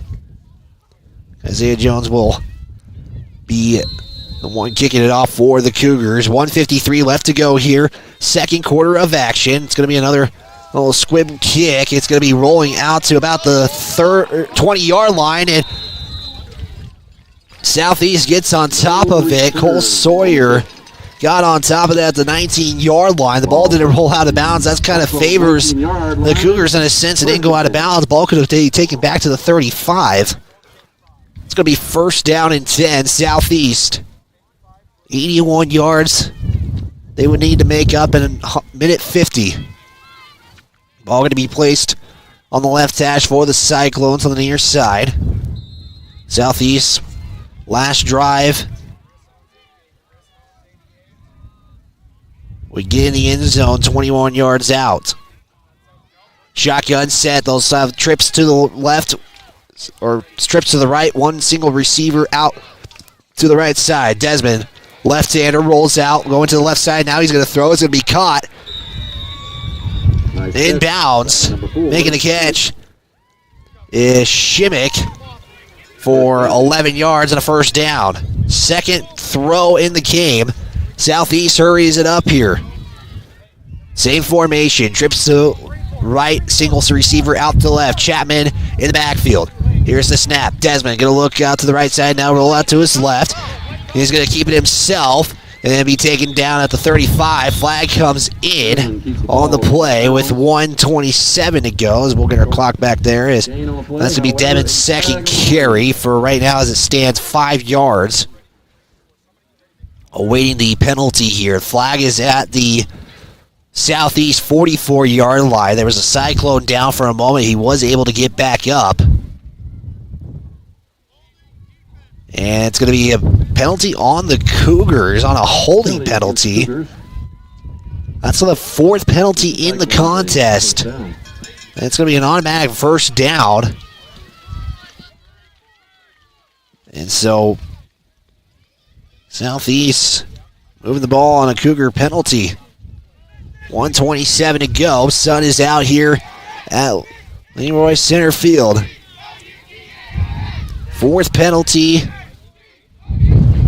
in the contest for Wind River. They've had all 5-yard increments. Southeast going to have twins set on each side, 2 receivers. 1 man in the backfield is Chapman. Wind River lining up in a 2-man front, has everybody else playing coverage. They'll send 4. Desmond keeps it himself and will get 1 yard. Isaiah Jones on the tackle. Clock continues to roll. No game. 2 timeouts left for the Cyclones. Same formation. Wind River again lines up with 2. They'll rush 4 again. Desmond on the quick, and we got a flag out on the play. As the flag came from the near side official with 58 seconds to go.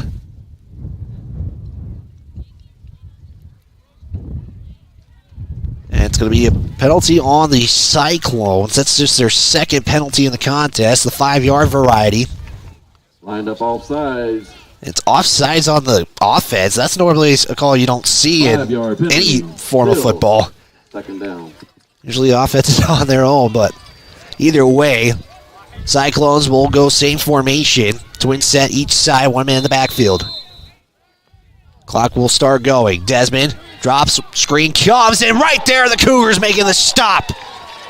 What a play there. What a hit by Braden Tatro. Pass was completed for 3 yards.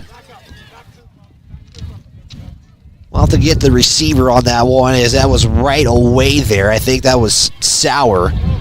Desmond rolling out to his left, and he's going to throw. It's going to be overthrown on the stop. And pass intended for defensive coordinator Troy Anderson brings up a 4th down. A little worried right there, but luckily it pays off as the throw goes a little bit long. First incompletion in the contest. It's going to be 4th down and long here for the Cyclones. And they'll punt it away here. Cougars with 2 timeouts can make something happen. They have 28 seconds, to work with.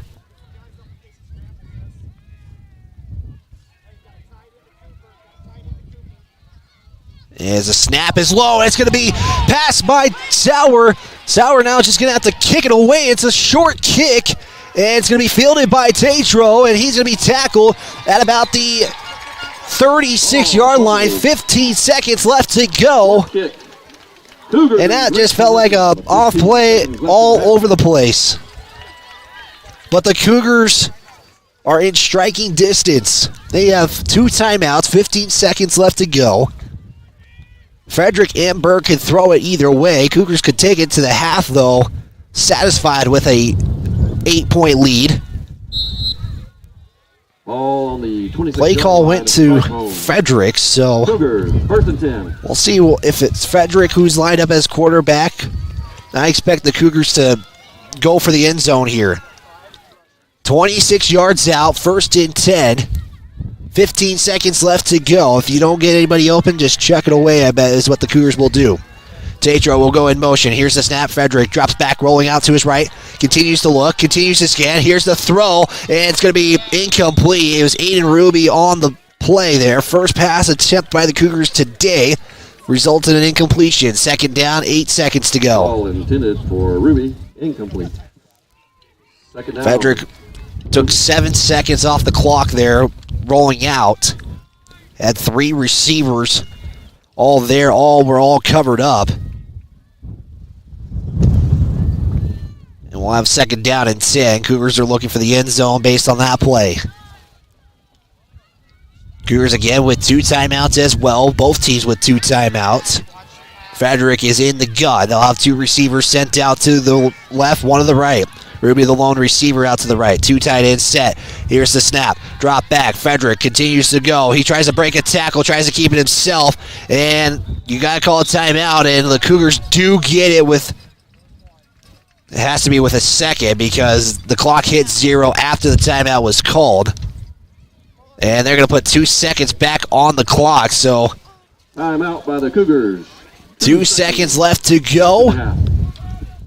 Big thanks again to some of our sponsors. We'll take a 30-second timeout. We're back right after this. Mountain View Supply, your local experts in fire and water. We got everything you need for new installs to accessories, and don't forget our great selection of stoves, grills, and spas. We've been serving Wyoming for over 40 years, so you know you can trust us for quality products and expert service. Visit portersmbs.com or stop by our Riverton or Casper locations today. Porter's Mountain View Supply, located on 750 East Sunset Drive in Riverton. 2 seconds left to go. The Cougars did take a timeout. Frederick was able to get it just in time to have the clock stop. 2 seconds to go. Cougars will go to the Cougars will go try attempted to get into the end zone here. Question is they're going to let Frederick throw it or Burke throw it? Right now it's been Frederick who's throwing it. Stevens is going to line up as the lone receiver out to the left side. Cougars will send 2 receivers and Burke out there, lined up as the tight end. Frederick is in the gun. This is the final play. Frederick going to try to buy as enough time as possible. Frederick continues to scan, looks. Here's the throw. It's going to be caught by Chris Burke, and he's going to be in for the touchdown. Cougars!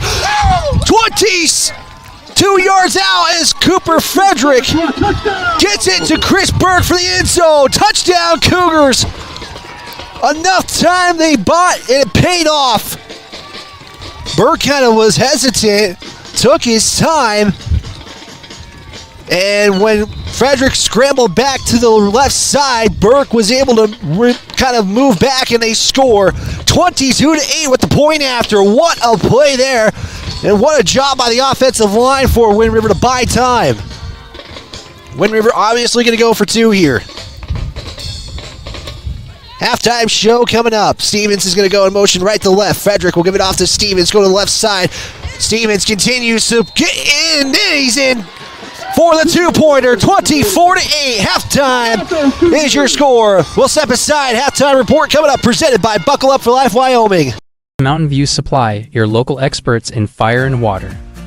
We got everything you need for new installs to accessories, and don't forget our great selection of stoves, grills, and spas. We've been serving Wyoming for over 40 years, so you know you can trust us for quality products and expert service. Visit portersmbs.com or stop by our Riverton or Casper locations today. Porter's Mountain View Supply, located on 750 East Sunset Drive in Riverton. Perfect Power is a proud supporter of athletics and student athletes all across Fremont County. Perfect Power provides services for residential, commercial, and industrial jobs. Darren Hubble, owner and master electrician, has over 30 years of electrical experience. Darren's trustworthy team of professionals can get the job done right. Perfect Power, serving Fremont County and surrounding areas. Stop into 1320 West Main Street, Lander, or give them a call at 307-332-7184. At Eyes on Fremont, we know that good vision is about more than just seeing clearly. That's why we're dedicated to providing expert eye care for the whole family. From children's exams to contacts, LASIK to glaucoma treatment, we're here to help. We accept most insurance plans, and our experienced team will make sure you feel right at home. Schedule an appointment today at 111 South Broadway in Riverton, or give us a call at 307-856-9000. Visit WyomingEyes.net to learn more. How many letters? 5 letters. Just think about, what am I doing right now? Smile. Smile? Uh-huh. This is so easy.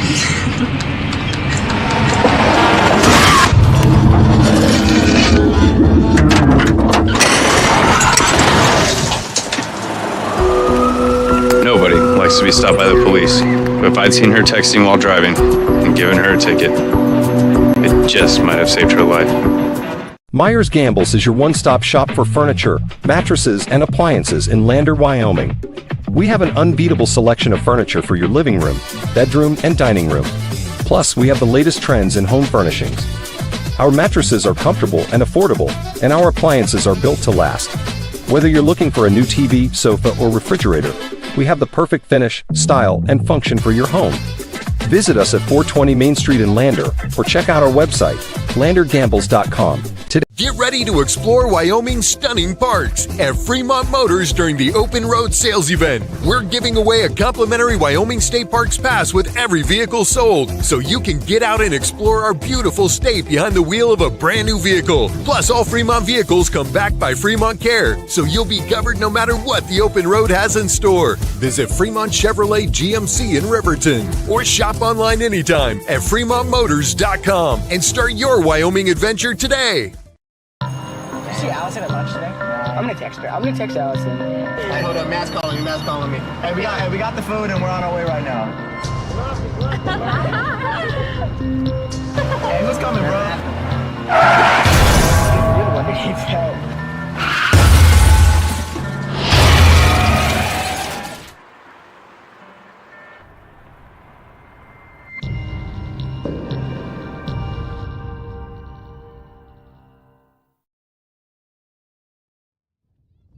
This is the Buckle Up for Life halftime show. It's presented by YDOT. They were on Ryan. Your seatbelts save lives. Buckle up so you can stay in the game every time, every ride. 24-8, courtesy of a 22-yard touchdown connection between Cooper Frederick and Chris Burke on the final play of the half. The Cougars are now up 24-8 in the contest. Before we get deep into this halftime report, let's send it to John Gabrielson at studio. He has an update. They are at the half in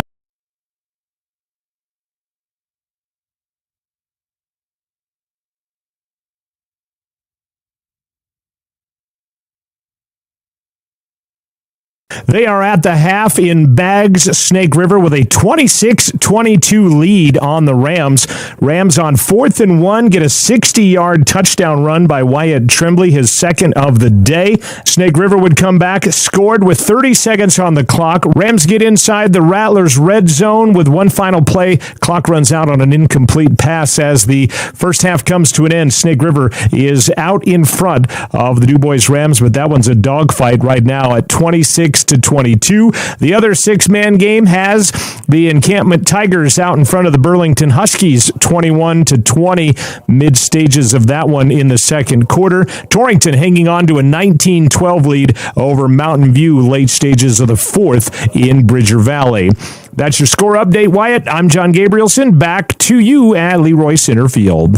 Thanks, John. Yeah, Torrington, Mountain View. That's a really interesting kind of surprise right there. And Du Bois hanging in with Little Snake River. If you didn't listen to the podcast, I said it was the David versus Goliath matchup just because of how dominant Little Snake River has gone. But Du Bois trailing in that one at the moment. Again, 26-22 the score in that contest. Big thanks to John Gabrielson for providing that update. We'll step aside for a timeout. We'll go drive by drive as we have plenty of time. We have about 15 minutes left to go in this halftime intermission, so we're going to step aside for a timeout. When we come back, we'll give you how this score came to be. This is Wind River Cougar Football on 105.1 Jack FM. If you're looking for an upgrade to your vehicle, Wyoming 4x4 is the place to go for all your upgrade needs. From lift kits to bumpers, grill guards to bed liners, we've got everything you need to take your ride to the next level. We use top brands for our bumpers like Fab 4s, Wrench Hand, and Rhoda Moore. So get your vehicle ready and stop at Wyoming 4x4 or give Dan a call at 307-857-3175.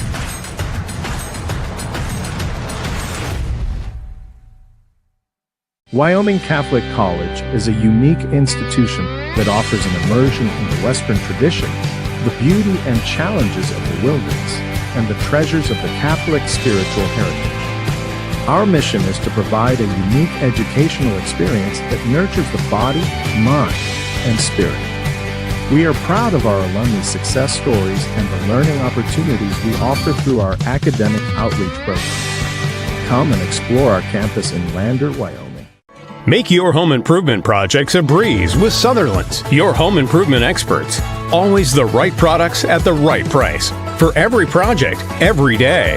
You can shop and pay online at Sutherlands.com, and we'll get it ready for easy in-store pickup. With the tools and the know-how, you can count on Sutherlands for any job. With over 30,000 items in stock, make your first stop at Sutherland's Home Improvement in Casper and Riverton.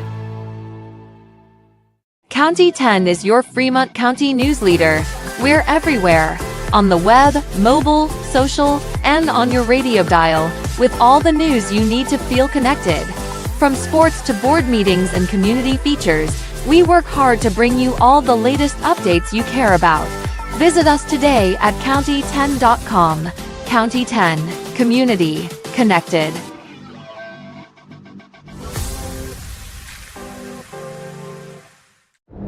This guy was driving way over the speed limit. Look at the damage. This guy was going a lot over the speed limit. Look at the damage.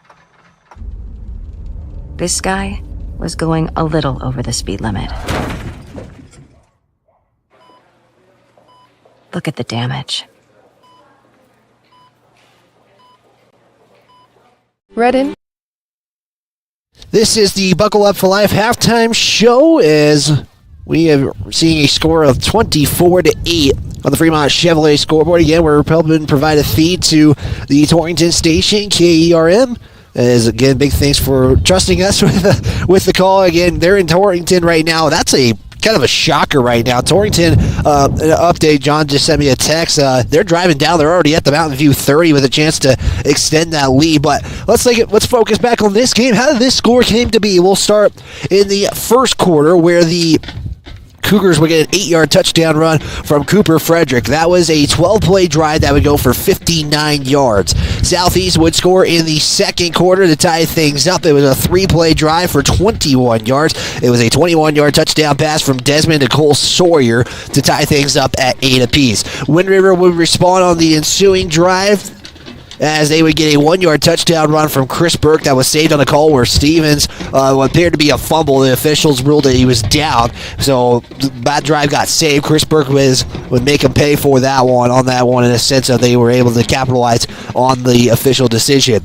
The Cougars would then get the ball back with 15 seconds left to go after a bad fourth down play by Southeast, and in a sense the snap was rough. They were trying to recover, and short kick out of bounds. It gave the Cougars 22 yards to work with, and they got into the end zone on the very last play. Cooper Frederick to Chris Burke to get the score, 24-8. The Cougars have completed all of their 2-point tries. They are 3 of 3 at the current moment, and that's how your score is, 24-8. We'll step aside individual numbers coming up, and from the first half, you're tuned in to Wind River Cougar Football on the County 10 Sports Network.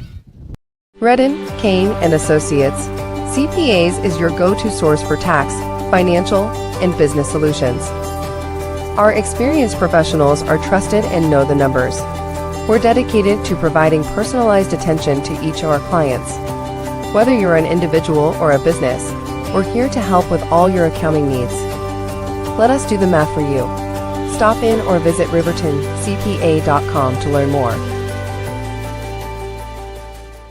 Elevate Rehab's founding principle on you is evident from your first visit to the last.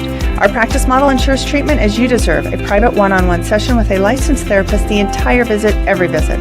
All therapists hold advanced credentialing, including 2 certified hand therapists, an orthopedic clinical specialist, an MDT therapist, as well as pelvic floor and pregnancy rehab offerings. With over 100 years of combined experience between our 7 clinicians, Elevate is your ticket to health.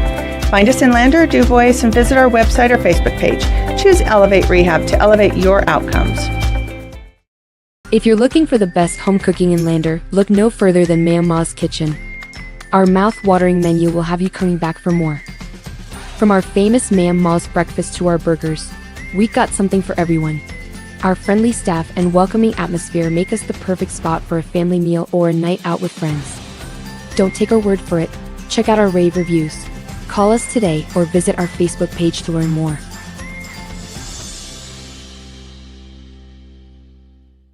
I'm John Shade, your Edward Jones financial advisor. Financial investments are very important, but so are the investments of time, patience, and encouragement of our young athletes from their coaches, teachers, and mentors. That's why Edward Jones is a proud sponsor of the Lander Tigers on KOVE. Call John Shade or stop by my office at 824 West Main Street for all your investment needs. Edward Jones, making sense of investing. Member SIPC. RE/MAX All-Star Realtors are back here, 24-8 on the Fremont Chevrolet scoreboard as the Cougars lead this one. Give a couple of shout-outs here. Everybody cheering for the Cougars right now in the comments. Again, you can chime in during this contest. We'll start with, I hope I say these correctly, the username Juanito saying, let's go Cougars. You got Cotton saying, let's go Cougar defense, and Bill Bennett saying, good work Cougars. So shout out to you guys who are chiming in on YouTube and Facebook as we are streaming there. Unfortunately, just a scoreboard feed of the contest, so we want to remind folks about that as well. Elijah Cox saying Yoder, Southeast Wyoming, kind of over by Cheyenne, if folks are wondering where Southeast is from in the contest, as somebody was asking that in the comments below. So thanks, big help there from Elijah Cox for helping folks out on the chat as we speak. Take a look at some numbers in the first half. We'll start with the Wind River Cougars, who ran a total of 30 plays, 28 on the ground, 2 through the air. It's a 93.7% ratio and percentage-wise in the contest. The Cougars would rush for 129 yards, 22 through the air, 151 total yards of offense. They average about 5 yards per play. For the Southeast Cyclones, they only ran 18 plays, 14 on the ground, 4 through the air. That's a 78-22 ratio. Rushing yards, 82. Passing yards, 23 for 105 yards. They average about 5.8 yards per play in the contest. Penalties look like this. Cougars 4 of 20. Southeast 2 of 15. The individual numbers look like this. We'll start with the Cyclones, since we started with Wind River in the team statistical categories. Desmond 3 of 4 in the contest. He has 23 yards of total passing yardage. His receivers, Aiden Shimmick, 1 for 11. Cole Sawyer, 1 of 8 for a touchdown. And Chase Sawyer is 1 of 2 in the contest. Rushing looks like this for the Cyclones. Aiden Desmond is 6 of 20 on the ground. Matthew Chapman, 5 of 21. TJ Motes, 3 carries for 41 yards. He had that one big play for 34 yards and has only accounted for 7 yards since, so 3 of 41 for a total of 82 yards rushing. For the Cougars, it's been Cooper Frederick carrying 16 carries for 76 yards. Jaquan Stevens, 5 of 29. Braden Tatro, 2 of 3. Chris Burke, 5 of 21 for a touchdown. Cooper Frederick has 1 touchdown rushing. Frederick is the only passer of the contest, 1 of 2 for a touchdown. For 22 yards, that lone receiver was Chris Burke, and really loved that last play on the offensive line. That was a total team effort on that final play on the drive there. As that you look at the numbers for the halftime stats. Big thanks again to Buckle Up for Life Wyoming for the halftime show sponsors. We got about 4 minutes to go in the contest. We'll provide maybe one more update if we can from around the state. So with that, we'll step aside. We'll take a timeout. We're going to be back right after this on the County 10 Sports Network. Your halftime score, Wind River 24, Southeast 8. IPC. RE/MAX All-Star Realtors are proud to sponsor sports across Fremont County for the 22-23 season. RE/MAX All-Star Realtors was founded in 1991 with the goal of doing real estate in a way that would make our clients' lives as easy and uninterrupted as possible. They've completed many transactions involving residential, commercial, vacant lots, farm and ranch, and investment properties, and can help you with any goal you might have regarding any of these today. RE/MAX All-Star Realtors, 938 West Main Street, Riverton. See them online at remaxriverton.com. Central Bank and Trust is a local bank that is focused on technology and convenience. We have a simpler online mortgage application process, You can use your computer or mobile device to upload required documents and sign them online. We have a variety of personal and business banking services. Stop in or visit centralbanktrust.com. We live here. We work here.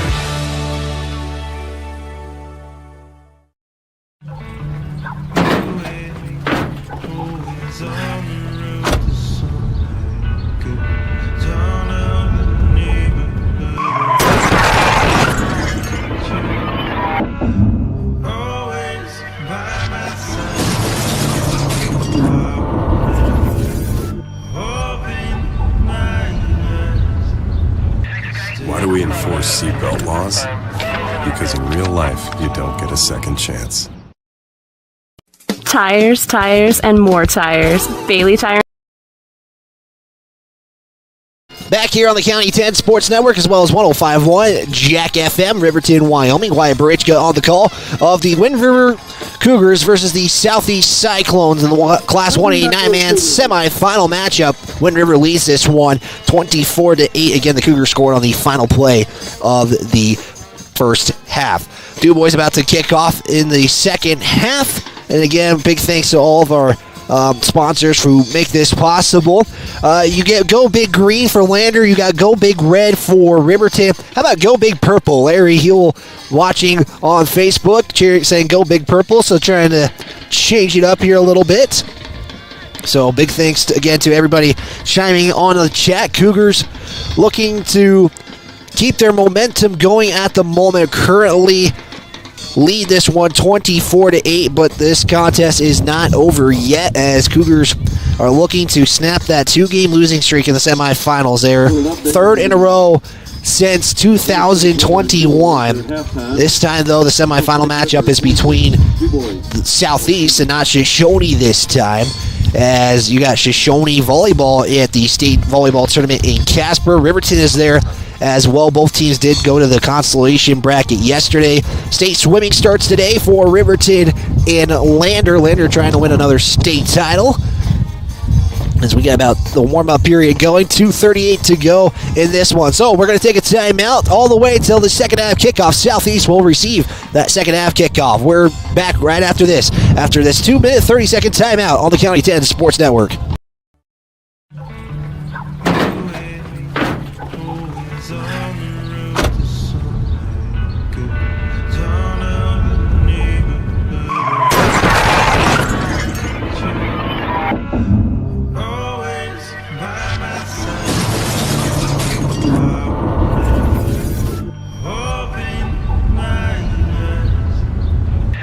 Why do we enforce seatbelt laws?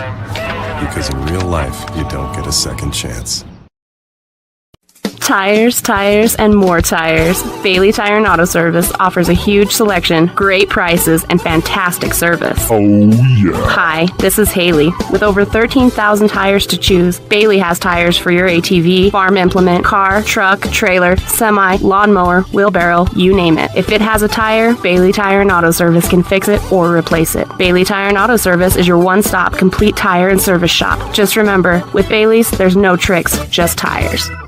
Baldwin Creek Rental Service in Lander is a proud supporter of sports and athletics here in Fremont County. Baldwin Creek Rental Center understands how expensive specific equipment can be, especially if it is for a one-time use or event. That is why they offer tools, equipment, and party supply rentals. For many years, Baldwin Creek has provided services to clients in Lander and the surrounding areas. From lawn and garden projects to graduation parties, they have the right equipment for you. Baldwin Creek Rental Centers, 675 Baldwin Creek Road in Lander.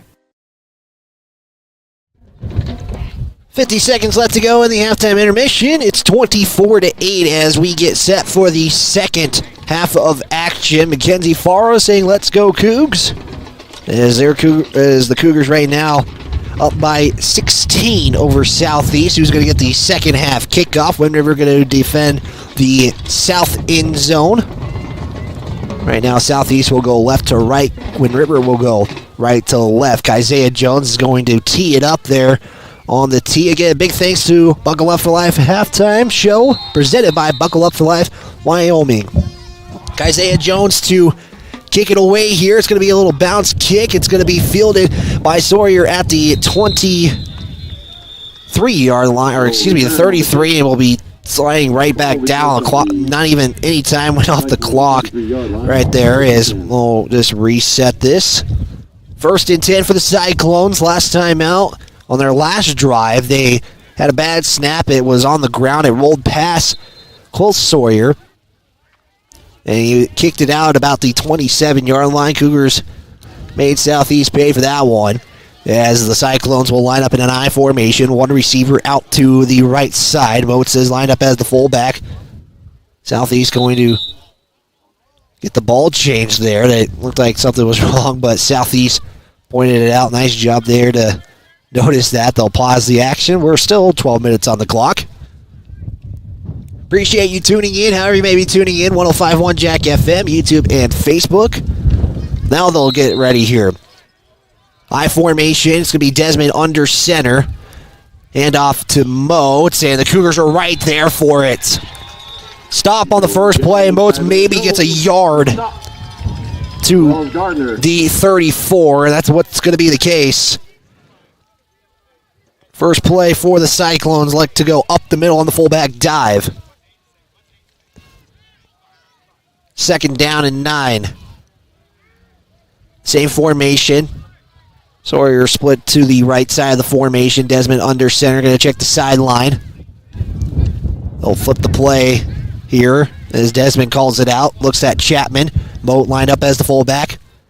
Play action. Here's the throw, and it's going to be caught by Aiden Shimmick. Shimmick continues to go. He's going to be taken at the 35-yard line. It's going to be a 1st down for Southeast. They changed the play, and it pays off for Wind River on a 30-yard catch and run. Desmond to Shimmick, who has 2 receptions for 41 yards. 1st and 10 at the 25. Southeast will line up same formation. I formation. 2 tight end set. Here's the option play as Desmond keeps himself up the middle. Wind River is able to stop him for 4. That's going to be Desmond's 7th carry of the contest. He has 24 yards. About a 3-yard gain. 2nd down and 6 to go here.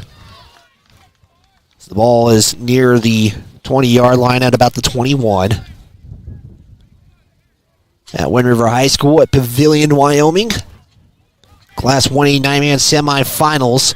When 9-man came back, Southeast won the state title, except they didn't play it in Laramie. They played it at Yoder because of COVID. And we got a jump, flag on the play. And it's going to be false start on the Cyclones. Back them up 5. It's going to be 2nd down and about 12, maybe 11 actually. With 10:14 to go.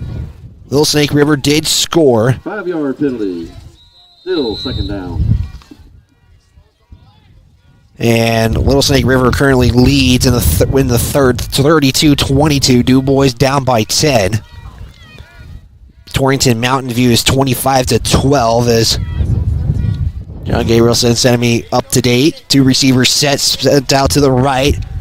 They'll have Chapman go in motion to the right, to the left side. Desmond looks. Now he will scramble, go up the middle, has plenty of room to the right side and more. To the 10, 5, tries to dive into the end zone, and what does the official say? One official's pointing at the side official. They're going to say he was out at the 3-yard line. Down by Stevens. Big carry there. Cyclone, 1st down. For 22 yards. 22 yards officially for Desmond as Chapman went to the left side of the field and then didn't even get looked at on the pass. So distraction there, and it's going to be 1st and goal. Ball spotted at the 4-yard line. Shotgun set. 1 receiver split to either side of the formation. Now they'll have a man come in motion. Tippins is the man in the motion. Desmond now rolling out to the left side, and it goes over for an incompletion. Wide open was Shimmick, and it just got overthrown on the play. And it's going to be 2nd down and goal with 9:37 to go off the incompletion.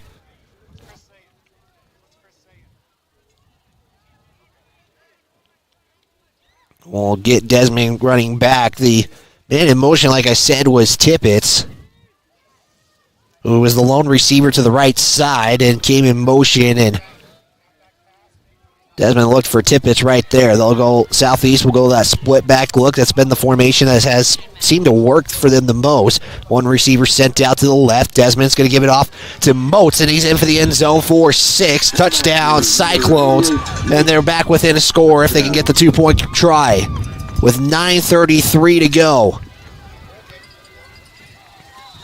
Mountain View just scored. They lead, or down, 25-19. Southeast probably going to go for 2. Little Snake River just scored again, and now we're up 39-22 over DuBois. John says CWC Volleyball is up 2-1. 2-point try here. Split back set. It's going to be Desmond under center, and the Cougars jump. And that will just move the ball half the distance. We'll put it at the 2-yard line. Flag on the play. Again, this is for the 2-point try, so. Encroachment.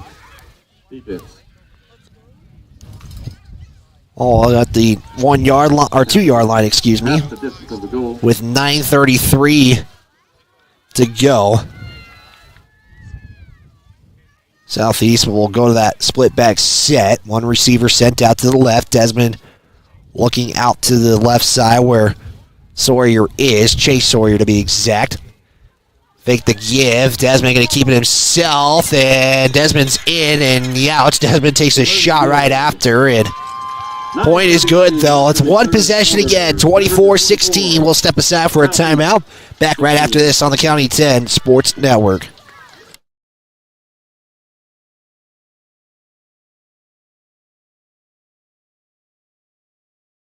.675 Baldwin Creek Road in Lander. Northside Auto Body Shop in Lander is proud to support sports and student athletes for the 22-23 season. Northside Auto Body is a staple in the Lander community and is primarily engaged in automotive body, paint, and interior repair and maintenance. If you hit a deer or have a vehicle accident, Northside will get your repairs handled and accept all forms of insurance. Javi and the crew got you covered at Northside Auto Body Shop, 323 North 2nd Street, Lander. This is Back on the County 10 Sports Network, Wynn decides to pick up as Moat scores from 4 yards out on 6 plays for the Cyclones. So I'll have to get some quick math here, but 6 plays and I'll capitalize on a 4-yard touchdown run for the Cyclones. Again, it's 24-16 now on the Fremont Chevrolet scoreboard. Kicking it is Bo Shimmick. He'll kick it off. Both teams have kind of done squib kicks as the ball falls off the tee. Wind River looking to respond now as they have that 1 touchdown cushion right now unless they turn it over and Southeast scores. Both teams have converted all their 2-point tries in the contest as the kick is going to be a high end-over-ender. It's going to get past the Cougars, and it's going to be rolled to the 1-yard line. Now you got to scramble here if you're Wind River. Going to the right side, and this is going to be a long drive for the Cougars with 9:21 as that kick went way over. It was Romero who was deep to receive, got the kick, and Romero was going to be down, shaken up, tackled at about the 7-yard line. But yeah, Romero, they were standing at about the 20-yard line. That kickoff got over them, and Romero had to run all the way down because the ball rolled to about the 1-yard line, and Romero is going to be assisted off, and now he's trying to walk under his own power, and now he's going to be assisted again. So you hope he's all right. Cougars will start with the football way in their territory at 93 yards. They need to get into the end zone. As Rod Frederick goes out to help, coaching staff coming out to help him, and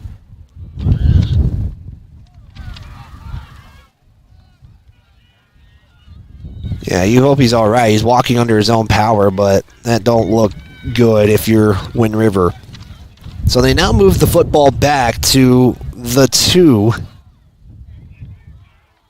Now the ball is being now placed at the 3, and we're just all over the place of where this football should be. They officially rule at the 3-yard line, so the Cougars would need 97 yards to score. They're going to have Frederick line up in the gun on the very first play of the second half, and now we have more confusion. Ball moving around out there. Back another yard. Best way the PA announcer could have said that. Ball moving around everywhere at the moment. Well, there we go. 1st and 10. Shotgun set for Frederick. Stevens is lined up as a lone receiver out to the right. He's going to go in motion. Frederick will keep it himself. Tries to get around to the outside of the left side. Cuts inside. Makes a tackle. And he's going to be taken out. The ball is out. Southeast has it. And they're going to say Frederick. No, they're going to change the call. It's Southeast football. They get it back with 9:13 to go. One play and a turnover. And the official on the near side is confirming it. White hat official confirms the call. Turnover on the fumble. That was the first play for the Cougars in the second half. And Southeast is 10 yards away from being down 2. 1st and goal. Ball at the 10-yard line. Southeast will line up, split back set, one receiver out to the right. Cougars going to have to play some tight defense right here. Desmond going to line up under center. 24-16 on the Fremont Chevrolet scoreboard. Motes is going to get the carry. Cougars are right there for the stop. Rowdy Shear, Isaiah Jones right there for the stop. Loses a yard is Motes, and it's going to be 2nd down and goal. Ball is at the 11 now. Rowdy Shear and Isaiah Jones on the play. 2nd and goal at the 11.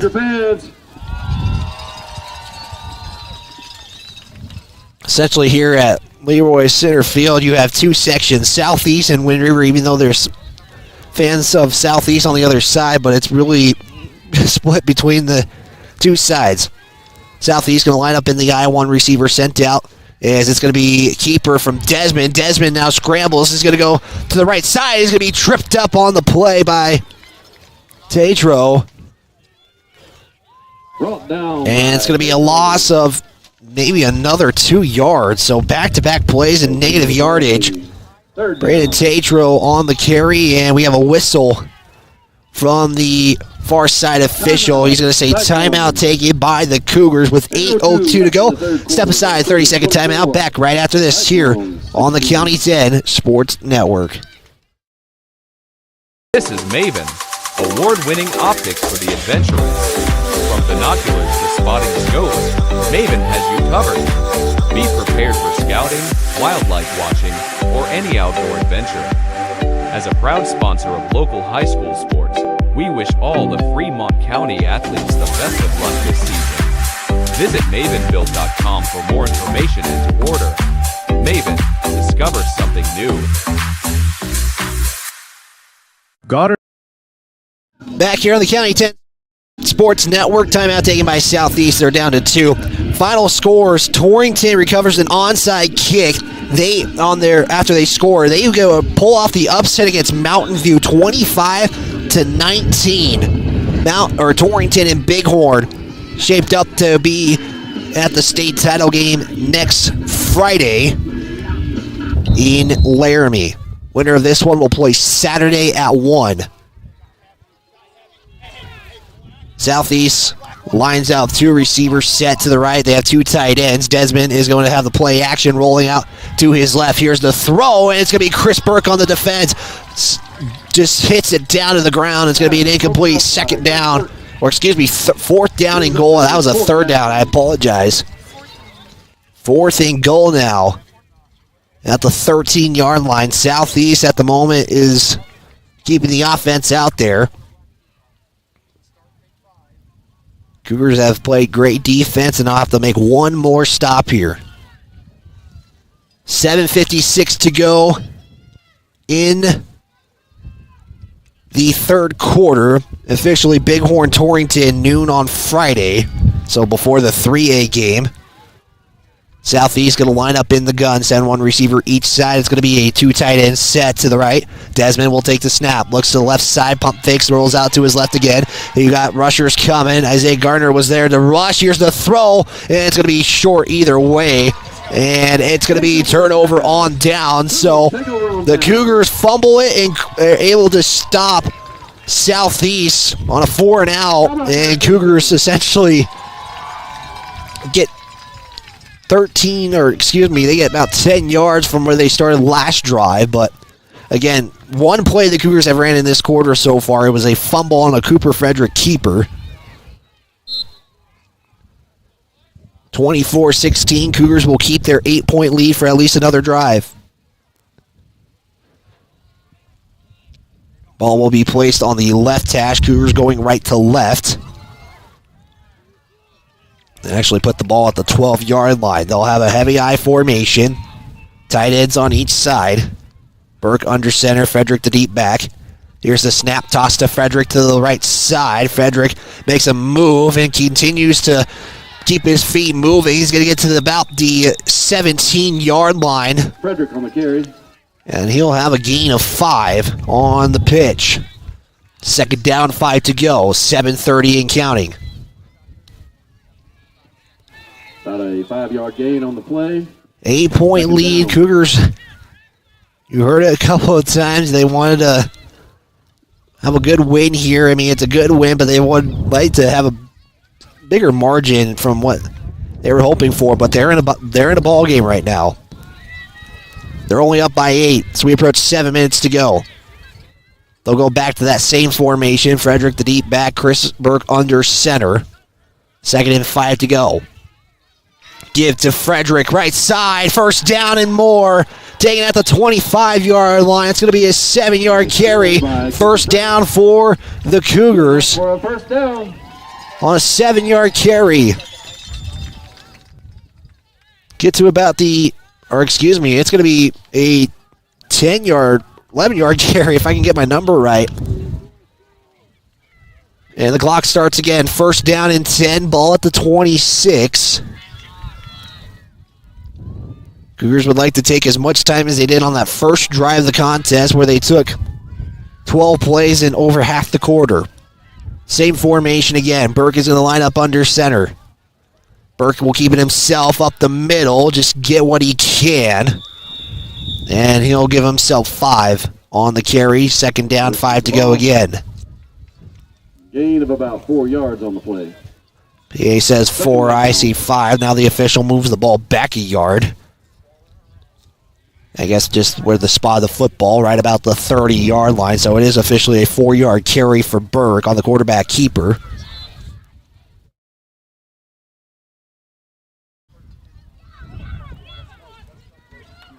Under 6 to play here in the third quarter at Wind River High School. Ball on the right hash. Same formation again for the Cougars. Burke give it off to Frederick. Going to go to the right side. It's going to be taken down for a 2-yard carry. And it's going to be third down and medium for the Cougars. It'll be one of their longer third down attempts here in the contest, and it's short. Tell you, it's about 3rd and 4. 3rd and a long 3. The Cougars have had one that's been 10+ in this game, so Cougars have moved the football really well here. Cougars will line up heavy again, heavy I formation. They'll just try to give it to Frederick. Southeast is about to send 8, and we have flag on the play. And this is going to go against somebody. And based on what I just saw, it looks like it's going to go against the Cougars. Full start on the Cougars. I'll back them up 5, and it's going to be even a longer third down. Jaquan Stevens is going to come in, so expect a pass or something in the gun.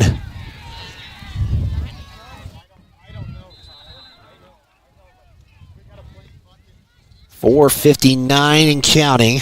So our clock is a little bit behind if you're on YouTube. And they will have Frederick in the gun lined up as the quarterback. Stevens lined up to the right side of the formation. Now will come in motion from right to left. He'll get the carry. He's going to be tripped up for 2 yards. And it's going to be 4th down, and the Cougars probably most likely going to send the punt team in. Got a yard gain on the play. Brings up 4th down. Right now, the offense is out, and they'll now send the punt team in.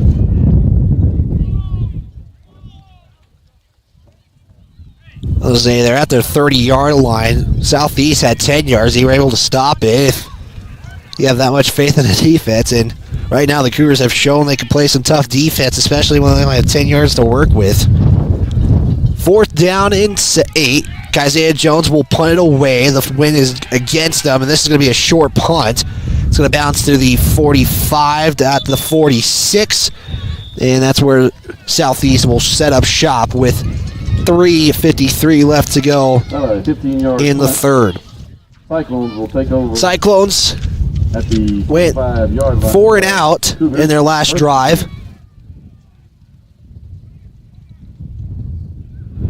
And are down by, currently they're down by 1 score here.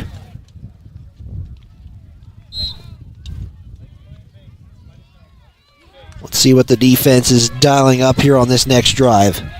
Southeast will line up in the gun. They'll send 2 receivers out to the right side. Chapman will go in motion. Desmond in play action. Here's the throw. It's going to be caught by... No, it's not going to be dropped by Motes as he was at the 30-yard line. Had plenty of room to work with.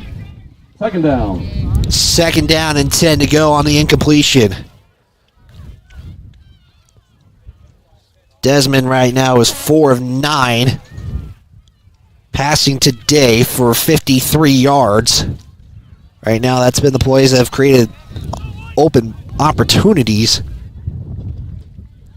for Southeast. They just haven't caught a couple of those. Catch a couple of those, you might be up in this ball game. 1 receiver split each side. Chapman lined up to the left. You have Sawyer to the right. He's going to go in motion. Is Chapman. Chapman scrambles. Now he's going to throw it away. Just save the yardage so you don't lose a ton. 3:43 to go in the third. 3rd down and 10. Back-to-back passing plays for the Cyclones. It's going to be 3rd and 10. They need to get to the 35 of Wind River for a 1st down. 24-16 on the Fremont Chevrolet scoreboard. 3rd quarter of action here. 2 receivers out to the right. 1 to the left is Chapman. He's going to go in motion, left to right. Desmond drops back now. He's going to get pressure right away. Here's the throw. Deep, and it's going to be caught. It's Cole Sawyer with Cooper Frederick playing defense. Great coverage. Is a better catch. 32 yards on the completion. Cole Sawyer with his 2nd reception. And a 1st down for Southeast. They're striking again inside the red zone. Clock goes. Split back set for the Cyclones. 1 receiver out to the left. Desmond. Give it to Motes. He'll take it up the middle. And he's going to be stopped at about the 8-yard line. He's going to have a gain of 4 on the play. Motes right now, gain on the play. 8 carries for 47 yards today. 2nd and 6. Ball at the 8. Same formation again. 1 tight end, 2 tight end set. Desmond keeps it himself. Goes up the middle, and we'll get down to about the 5 for 3 yards. 3rd down. Looks like Desmond wants to pitch that sometimes, but Wind River has done a great job defending that pitch. That was something I did see on Wednesday. They prepared for that play in particular. It's paid off right now. They'll send the receiver now to the right side of the formation. Desmond going to line up under center. 3rd down and 4 to go. Here's the give. And Wind River's going to stop them. 3 Cougars are right there as Chapman got the carry. And he's going to be having a gain of 1. That's the first carry for Chapman since the first quarter, and it's only a yard. It's going to be 4th down and about 3 to go. They need to get to the 2-yard line for a first down. Southeast went for it last time around. Clock continuing, approaching 1:40 to go in the 3rd. Chase Sawyer going to line up as the receiver to the right side, set all the way out. Stevens is the man in coverage. Split back set, 2 tight end set for the Cyclones. Desmond fakes the give, and he's going to have it. He is in the end zone. Touchdown, Southeast.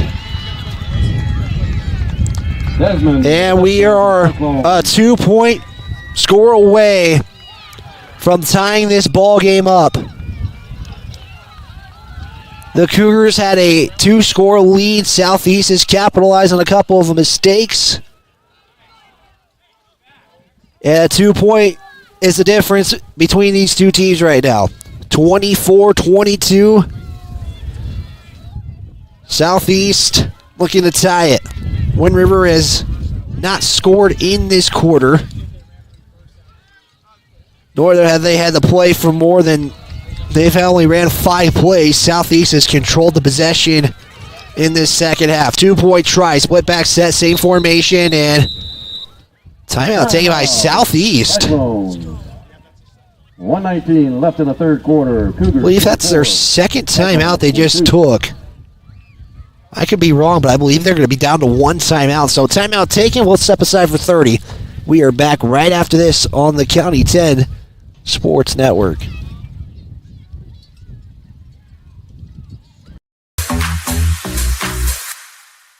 Goddard Construction is a local contractor dedicated to our community. We're proud to support our student athletes in every sport, on and off the field. We believe in hard work, crafting excellence, and building legacies, one project at a time. We bring your vision to life. Visit GoddardConstruction.com to see what we can create for you. Goddard Construction, building Fremont County, one project at a time. The Tyler Watson State Farm Agency is a proud supporter. Coming out of the timeout, Southeast is going to go for 2. They're going to try to tie this up with 1:19 to go in the 3rd. One receiver is sent out to the left. That's Chase Tippett. Desmond give it off to Moats, and they're going to say he's in for the 2. 2-point was good. They took a second to decide, but both officials stick their arms up, and we are tied at 24 here on the Fremont County lone game here in the county. Wind River Cougars 24, Southeast 24. We're back right after this on the County 10 Sports Network. Building Fremont County, one project at a time. The Tyler Watson State Farm Agency is a proud supporter of Riverton High School Wolverine Athletics. We understand the importance of community, and we're excited to be a part of it.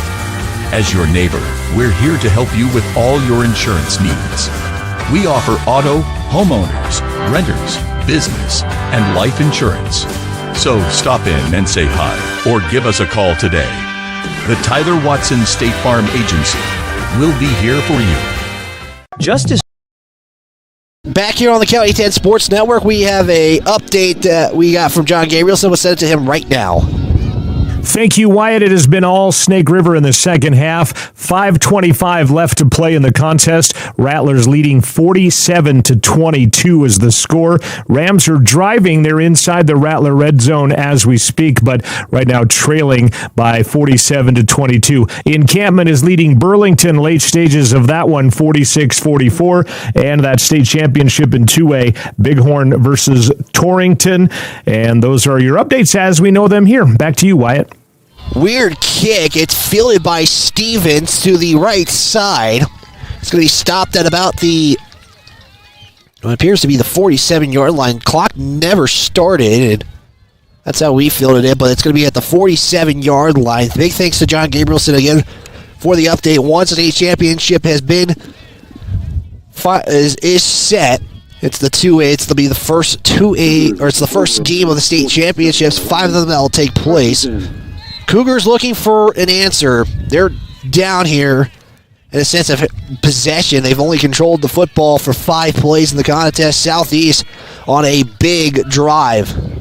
They had a big drive last time out. Cooper Frederick going to line up in the gun. He has Stevens, who's going to come in motion right to the left. He goes back high. Here's the give now to Tatro, and it's going to be stopped for a gain of 0. Second down. And Southeast fans jump up for that one. 2nd and 10.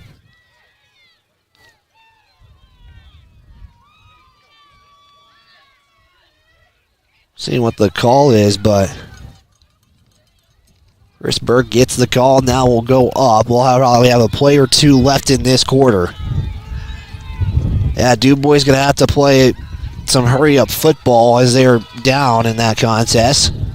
Frederick in the gun. 2 receivers set tight to the left side of the formation. Stevens now going to come in the gun. Here's the snap fake to give to Stevens. Cooper Frederick keeps it himself and more. He's got room. He breaks into the secondary. He's at the 30, 20, 15, 10, 5, and he is in. What are they going to say? No, he's in. Touchdown, Cougars. There's a response. 53 yards out is Cooper Frederick to the end zone. And Wind River's back on top with 22 seconds left to go in the third. Cougars are going to go for 2. Longest play of the game.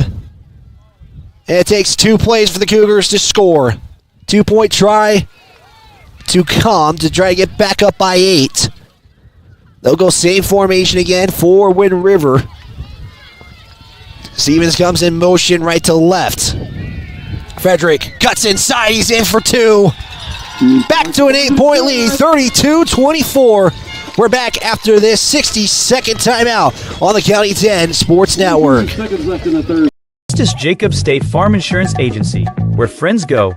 Justice and his team are dedicated to helping you protect what's important. We offer a variety of insurance products and services to help you protect what's important to you. With customizable coverage plans, safe driving rewards, and discounts, Justice Jacobs can help you create a solution that's right for you. Go Tigers! Visit us at 990 Main Street in Lander or online at insuredwy.com. Back here on the County 10 Sports Network. 32-24, a 53-yard touchdown run by Cooper Frederick on the quarterback keeper with 22 seconds left to go in the third quarter. 32-24.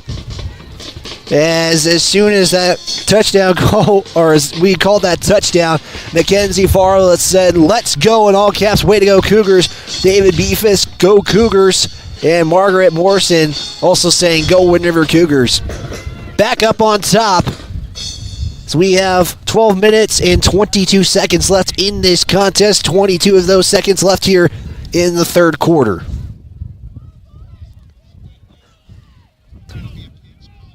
As Kysaiah Jones will tee it up at the 40. Back to kick.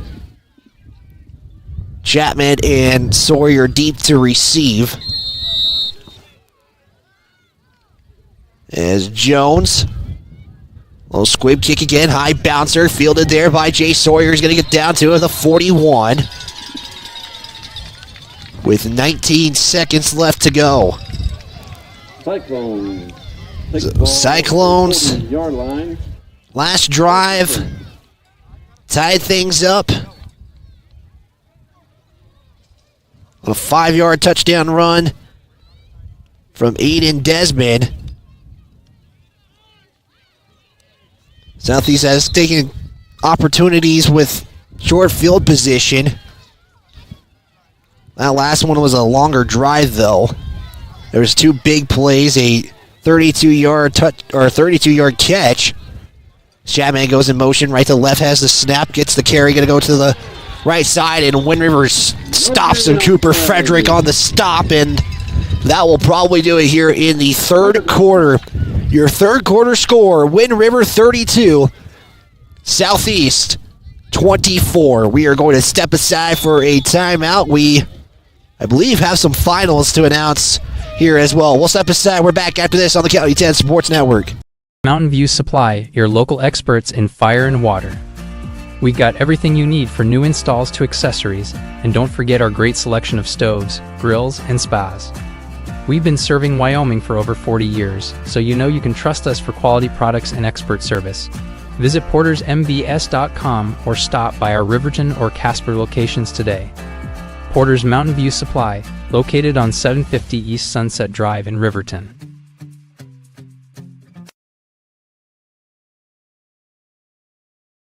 Back here on the County 10 Sports Network, we do have an update from John Gabrielson. I believe there is a final. John, what's going on? Thank you, Wyatt. It has been all Snake River in the second half. 5:25 left to play in the contest. Rattlers leading 47-22 is the score. Rams are driving. They're inside the Rattler red zone as we speak, but right now trailing by 47-22. Encampment is leading Burlington late stages of that one, 46-44, and that state championship in 2A, Bighorn versus Torrington. And those are your updates as we know them here. Back to you, Wyatt. Thanks, John Gabrielson, and he actually just sent us another update, so we're going to get to that update after this upcoming play. First play of the fourth quarter, Southeast with the football. It was a gain of 0 by Chapman on that last play. Wind River was right there by Cooper Frederick. 12 minutes to go. Cougars needing to hold this lead. One team is heading to Laramie after this contest. Southeast going to send two receivers out to the left side of the formation. Chapman lined up in the backfield. Here's the snap. It's going to be a give to Chapman up the middle to the right or left side. He's going to have a nice carry for 7 yards. Second down and 3 to go. John, another update? Season has come to an end for the Du Bois Rams and the David Tremblay era on the sideline with it. The Rams fall 47-22, did not score in the second half after a great first half. The Rams season is done. In the other six-man game, Burlington and Encampment, you notice there is no D in either of those names. Right now it's 56-53. They have 26 seconds left to play in the third of that one. Winner will play Snake River for the title next week in Laramie. Wyatt, back to you. Thanks, John, and that's unfortunate for Du Bois, and congratulations to David Tremblay on his tenure with Du Bois. 26 years, comes one game short. 4-yard carry by TJ Motes during that update gives the Cyclones a first down at the Wind River 47. Southeast going to go to that I formation. They're going to have Sawyer sent out to the right. Desmond going to line up under center. Wind starts to pick up. A little bit chillier than how it started. Desmond keeps it himself on the option. Going to have a nice carry here. He's going to be close for a first down. We'll get 8 on the carry, maybe 9. And it's going to be second down and 1 to go. But again, final for Du Bois, 47-22. As again, congratulations on David Tremblay on a career in Du Bois. So Wind River now the final team here, trying to stay alive for Fremont County. Hand off to Motes up the middle on the fullback dive, and he's going to be pretty close here. Let's see where they spot this. And it's going to be third down, and they give him 1. Third down is Motes. They actually gave him 2. It was an 8-yard carry, though, by Desmond, but it's third in his inches.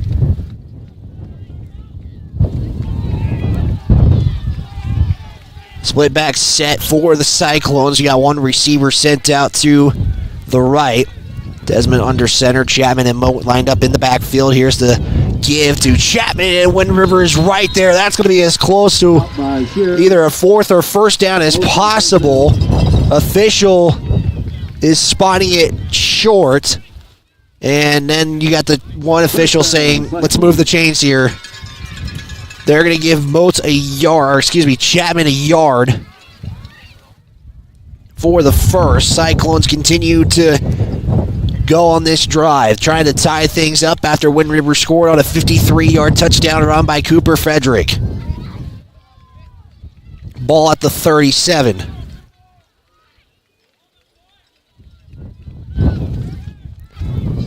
Approaching the 9-minute mark in this game. Shotgun set, one receiver to each side. You have Chapman lined up behind the line. There's a man in motion. It's going to be Desmond on the carry. He's going to have down to about the 29. Desmond ran out of bounds. He's going to get 8 yards on the carry, and it's Shimmick, who is the man in motion, on the play. About a 8-yard gain. They're going to give him 8 yards as Desmond on that quarterback keeper, averaging about 5, almost 6 yards a carry. He leads the team in rushing right now, 12 carries for 70 yards. Cyclones have 153 yards on the ground, 83 through the air for 238 yards. So the clock is stopped way long ago for some reason, as it was out of bounds, I guess. Offset eye. Here's the reverse as it's going to be Ruby was trying to get him. Gardner can't catch him. Tippett is the man on the carry on the end around, and he's going to have 25 yards on the keeper.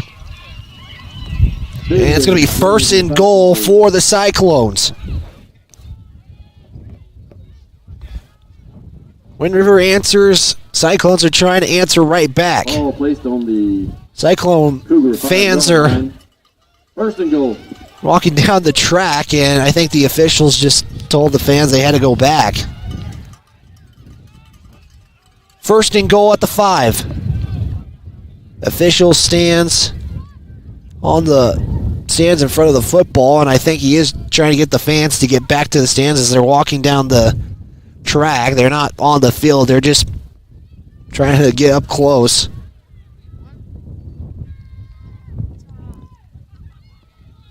Fans are standing back even more, and I think they're still waiting for I think the fans have to get back in the stands. I think that's what's delaying all this. I think Cooper Frederick is telling them they got to back up, unfortunately.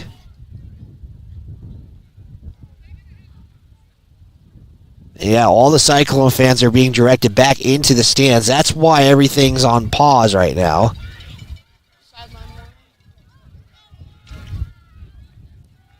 And now officials are meeting up, and again, they're just waiting for the fans, and some fans are just trying to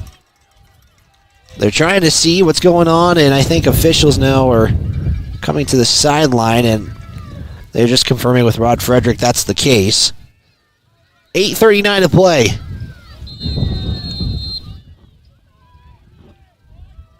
First and goal. Desmond to Chapman. He's going to be stopped on the play. Rowdy Shear gets right back to the line. Riley Shear on the tackle. Second down. And it's going to be second and goal. You got to start thinking, too, how many possessions do you get left in this game? You got to think if you're Wind River, you want to take as much time and have that be your final drive if Southeast scores. If you're Southeast, you're going to have to play some defense if you can get into the end zone. Right now, one team's worried about scoring, one team's worried about stopping it here. Under 8 to play, 32-24. Split back set, you have Sawyer lined out to the left side as the receiver. Desmond under center. Snap, give to Chapman, and again it's Rowdy Shear, who will give him a short yard carry for maybe a yard. Short game. Third down. Third down and a goal to go, 4 yards out. No, they actually give him nothing. The ball's at the 5. They maybe gave him inches on that carry.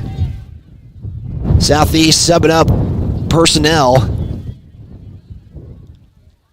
Shimmick, Chase Sawyer into the game. Desmond comes to the huddle. Go Cougars, make some noise. 3rd and 5 to go at the 5. Southeast needs to get to the end zone. If they don't get it, expect a 4th down attempt here. 7 minutes to go. Offset eye, 2 receivers to the right side. Desmond rolls out to the left. Now he's going to throw to Chapman. Has a man, and he's going to reach in. Touchdown, touchdown Cyclones. 5-yard completion from Desmond to Chapman into the end zone, and we are once again a 2-point conversion away from another tie. As right now, Cyclones need to get this 2-point conversion now.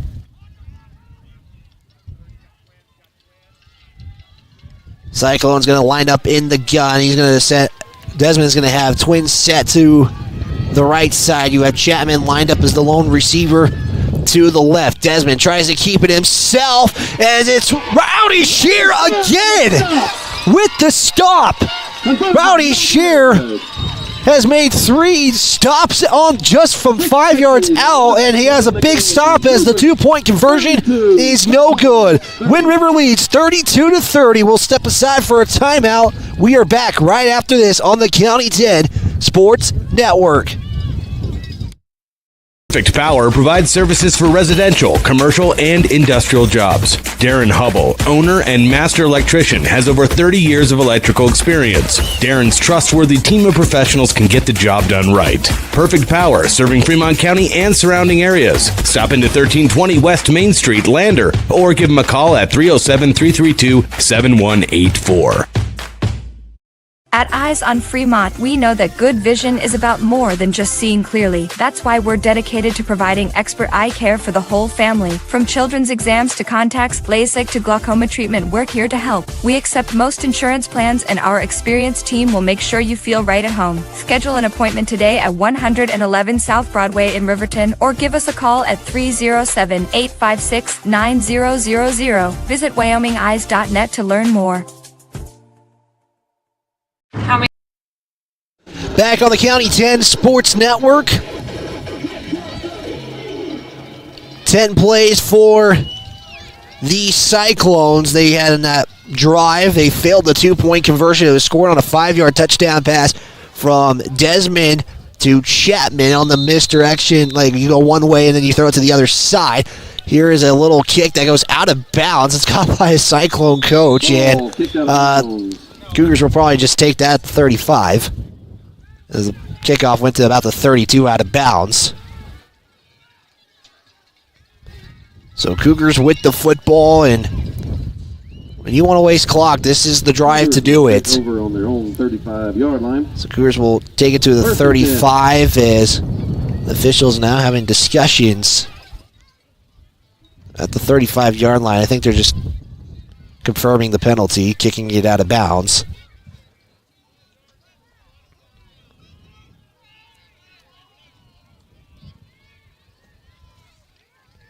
So 1st and 10, 6:50 to play in this game.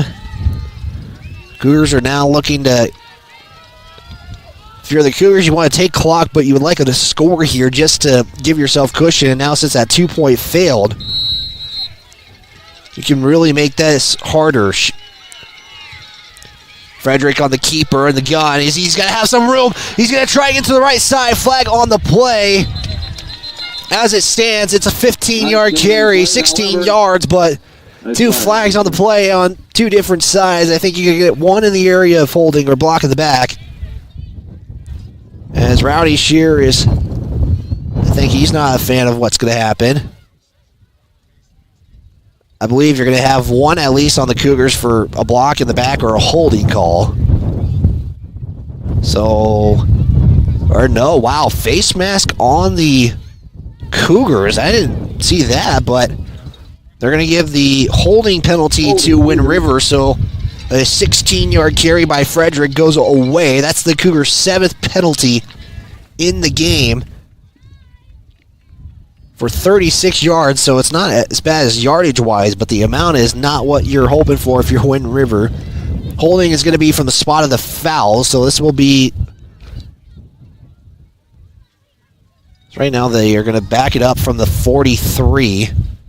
So the ball will be placed at the 53-yard line. Or not 53, 33.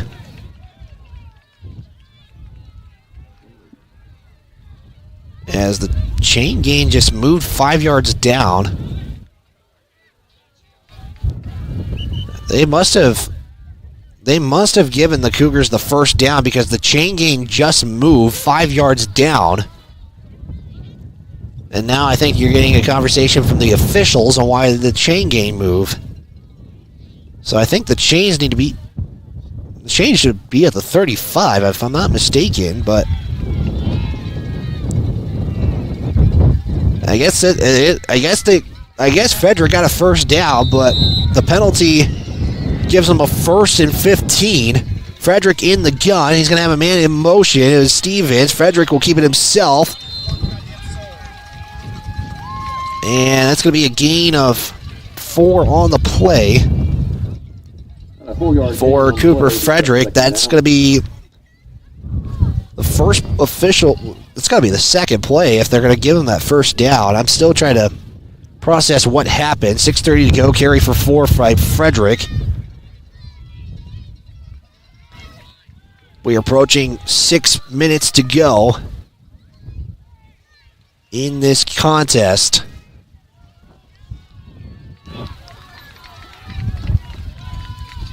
Stevens is going to be sent out to the right side for Frederick. 2 receivers. Burke lined up as a tight end. Stevens comes in motion. Fakes the give. Frederick will keep it himself. Tries to go up the middle. And he's going to be taken down. And looks like the back official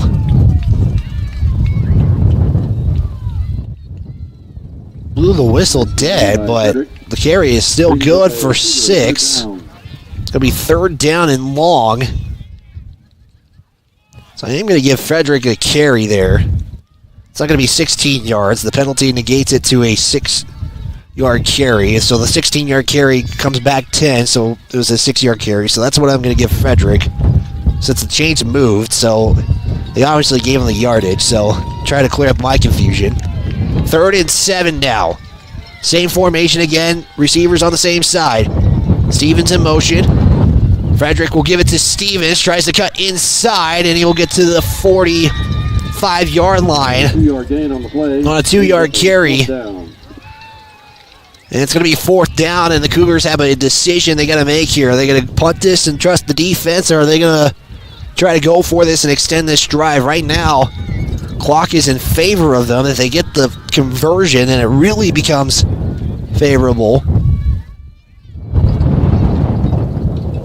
Chris Burke is going to come to the sideline. Could see a timeout coming here if Minerva's not able to get to the line here. Cougars are going for it right now as it stands. They need to get to the 50. 4th and 5 to go. Frederick going to line up in the gun. Countdown is started. Got to get the play off here. Stevens will come in motion. Here's the snap. Fake the give. Cooper Frederick is going to be stopped. Stopped in the backfield, loses 5. Loss on the play. And you just got to hope that does not come and bite the Cougars now as they're in their own territory. Clock is at 4:12. And Southeast has the football with a chance to take the lead. It'd be their first lead if they can. 41 yards out is Southeast. If there's any time to make a defensive stance for the Cougars, it's this one.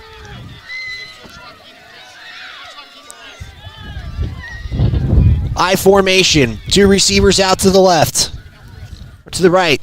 Pitch. Chapman tries to get to the outside. Snyder with the tackle. Gain of 2. Good stop by Blake Snyder. 2nd down. Chapman, 11 carries for 32 yards. Clock right now, if Southeast scores, this is going to favor them. Southeast hurrying it up to the line. They'll send two receivers out to the right. I formation for the Cyclones. Desmond's going to line up under center.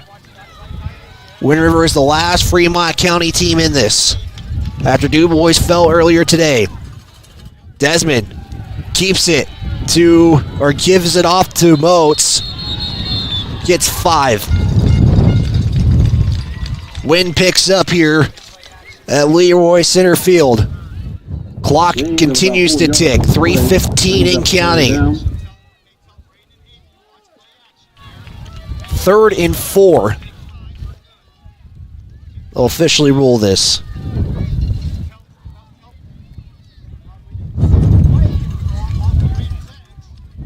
Desmond will come to the huddle. Cougars right now lined up in a 3 front. One receiver sent to each side of the formation. Desmond going to line up in the gun. Has a 3 tight end set. Shimmick in motion. Desmond with the carry. Frederick tries to make the tackle. You stop him at the line of scrimmage at the 35. Gain of 0. 4th down decision now coming for the Cyclones.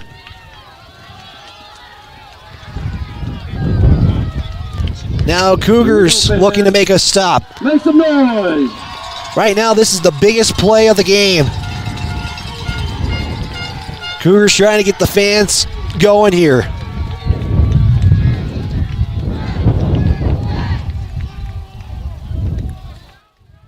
This either drive will continue to go, or the Cougars can turn it over. We're under 2. 3 receivers out to the right.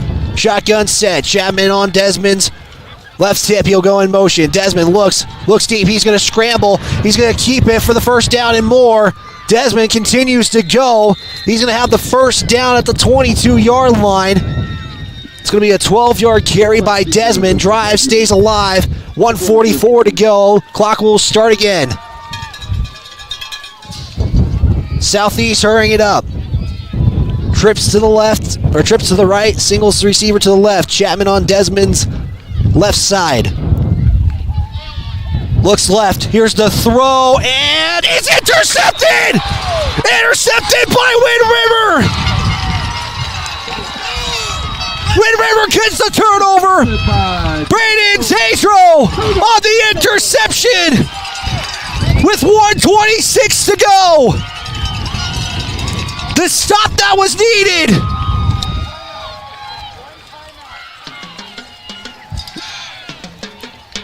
Anderson seeing 1 timeout left.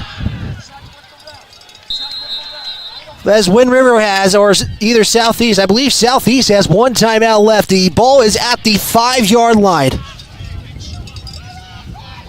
1:26 to play. Cougars need to just keep the ball. Frederick is the quarterback, and we have the whistle stop. Was that a play? The ball hit the ground. And I think there was confusion. I think it is still 1st and 10. They'll line up in the huddle here.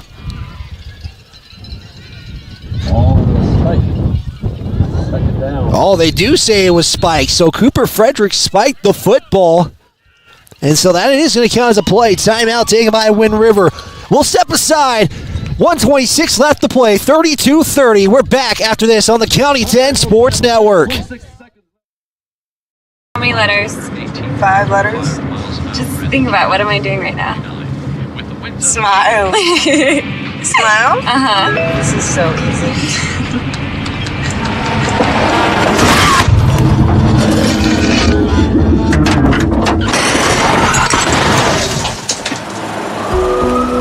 Nobody likes to be stopped by the police, but if I'd seen her texting while driving and given her a ticket, it just might have saved her life. Myers Gambles is your one-stop shop for furniture, mattresses, and appliances in Lander, Wyoming. We have an unbeatable selection of furniture for your living room, bedroom, and dining room.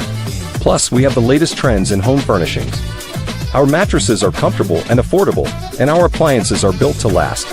Whether you're looking for a new TV, sofa, or refrigerator, we have the perfect finish, style, and function for your home. Visit us at 420 Main Street in Lander or check out our website, landergambles.com. Back out of the timeout, Cougars are going to line up in the heavy ice set. They did spike the football, Frederick did. Burke is going to keep it himself on the quarterback keeper. Continues to go. His feet continue to move. He's going to be taken to the 11-yard line. Gain of 5. Actually, gain of 6 if the chain gain is where it's supposed to be. Clock is going. We approaching a minute to go. Southeast has timeouts. 3rd down and 6 to go after a 4-yard carry from Burke. Cougars need a first. Expect a timeout if Southeast can get a stop here. Wind River is waiting for the clock to start, or waiting for the countdown. There they go. Burke lined up under center. Frederick the deep back, 35 seconds to play. Here is a keeper. Burke continues to go. He's going to be taken down at the 13, and timeout taken by Southeast with 24 seconds left. It is 4th down. 4th down. And now, question for the Cougars, do they go for this or not? Timeout, there we go. There's the timeout. I think when River was confused that a timeout wasn't taken, but if you're Wind River, we saw a play where they just were running. They kind of just ran the clock out. 24 seconds left. They have 24 seconds. That's going to be a lot of time. And I think they're actually putting 26 seconds on the clock. I think that's what the official was trying to do. I saw them put up 26. So we're going to go off of that at the moment. Scoreboard shows 24. So either way, if it's 26 seconds or 24 seconds, if you're Wind River on 4th down, you don't want to run all the way out of bounds, but you can elect to take some time out or time off. But a quarterback sneak and a 1st down would give the win for Wind River. Send them to Laramie next Saturday at 1. Got to avoid the fumble, and I think the official is continuing to show 26 seconds.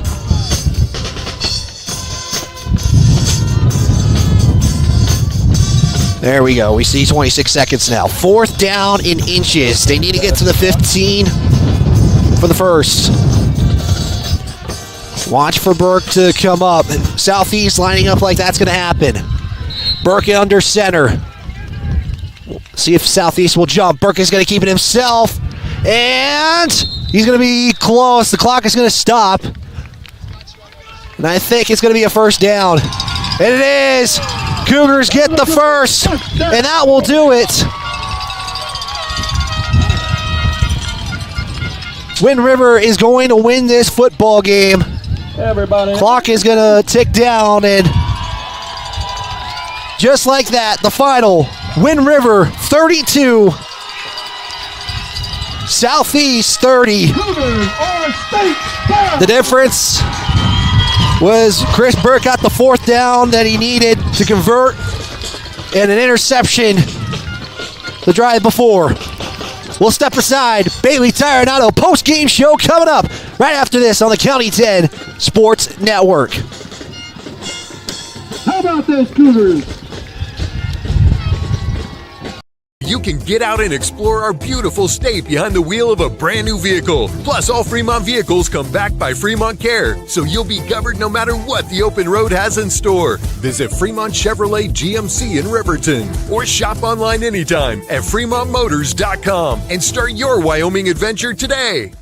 Did you see Allison at lunch today? I'm gonna text her. I'm gonna text Allison. Hey, hold up, Matt's calling me. Hey, we got the food and we're on our way right now. Hey, who's coming, bro? What did he tell?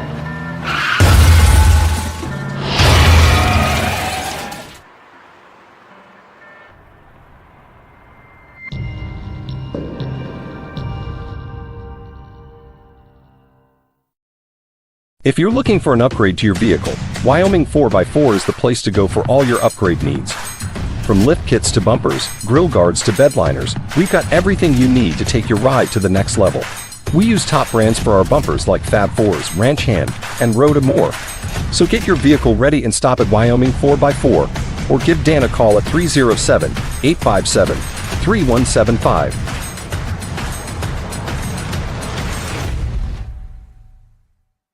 Wyoming Catholic College is a unique institution that offers an immersion in the Western tradition, the beauty and challenges of the wilderness, and the treasures of the Catholic spiritual heritage.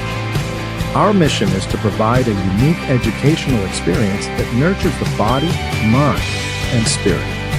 We are proud of our alumni success stories and the learning opportunities we offer through our academic outreach programs. Come and explore our campus in Lander, Wyoming. Make your home improvement projects a breeze with Sutherland's, your home improvement experts. Always the right products at the right price. For every project, every day. You can shop and pay online at Sutherlands.com, and we'll get it ready for easy in-store pickup. With the tools and the know-how, you can count on Sutherlands for any job. With over 30,000 items in stock, make your first stop at Sutherland's Home Improvement in Casper and Riverton.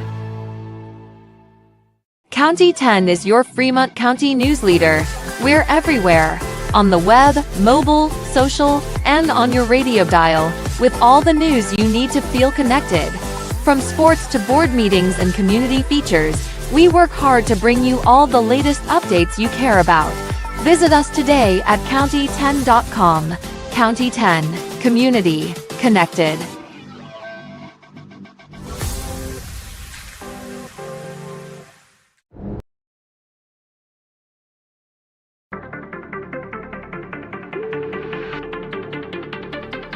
This is the Bailey Tire and Auto postgame show on the County 10 Sports Network. Well, the Cougars are heading to Laramie next Saturday at 1 o'clock as they defeat the Southeast Cyclones with a final of 32-30. This is the Bailey Tire and Auto post-game show. It's brought to you by Bailey Tire and Auto. It's a proud supporter of our local athletes. Our full-service tire and auto shops are located at 755 South Federal in Riverton and at 1305 West Main in Lander. The Cougars get an interception on the final play of Southeast's drive, courtesy of Braden Tatro, and gives the Cougars the 32-30 lead. The Cougars had to finalize that score by converting a fourth down. It was Chris Burke on the quarterback keeper, got just enough. The officials had to confirm it, and they were able to do so. Coming up on the Bailey Tire and Auto post-game show, we are going to chat with head coach Rod Frederick. I hope to get some players on as well, as the team is going to spend time with their folks and family, because this is a pretty good moment. The Cougars, this is third time's the charm type thing. They have missed they missed Laramie the last 2 years in the semifinals, and they have broken through and will play at War Memorial Stadium next Saturday at 1 o'clock. County 10 will have coverage of that game. We're going to step aside for a timeout. We will give you how this score came to be and how everything went down. We'll step aside. Bailey Tire and Auto postgame show continues right after this. This guy was driving way over the speed limit. Look at the damage. This guy was going a lot over the speed limit. Look at the damage. This guy was going a little over the speed limit.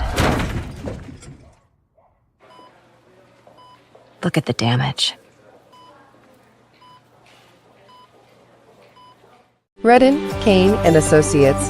CPAs is your go-to source for tax, financial, and business solutions. Our experienced professionals are trusted and know the numbers. We're dedicated to providing personalized attention to each of our clients. Whether you're an individual or a business, we're here to help with all your accounting needs. Let us do the math for you. Stop in or visit rivertoncpa.com to learn more. Elevate Rehab's founding principle on you is evident from your first visit to the last. Our practice model ensures treatment as you deserve, a private one-on-one session with a licensed therapist the entire visit, every visit. All therapists hold advanced credentialing, including 2 certified hand therapists, an orthopedic clinical specialist, an MDT therapist, as well as pelvic floor and pregnancy rehab offerings. With over 100 years of combined experience between our 7 clinicians, Elevate is your ticket to health. Find us in Lander, DuBois, and visit our website or Facebook page. Choose Elevate Rehab to elevate your outcomes. If you're looking for the best home cooking in Lander, look no further than Ma'am Ma's Kitchen.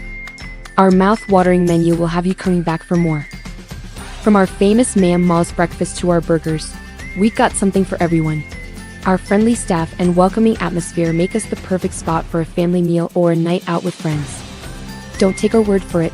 Check out our rave reviews. Call us today or visit our Facebook page to learn more.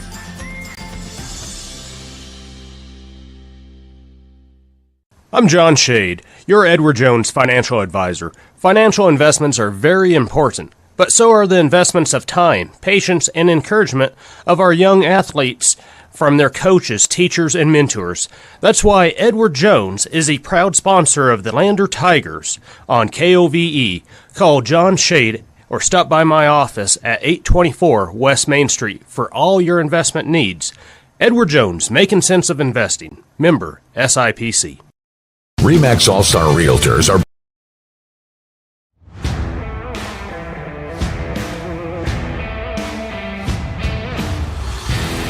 We continue our Bailey Tire and Auto postgame show on the County 10 Sports Network.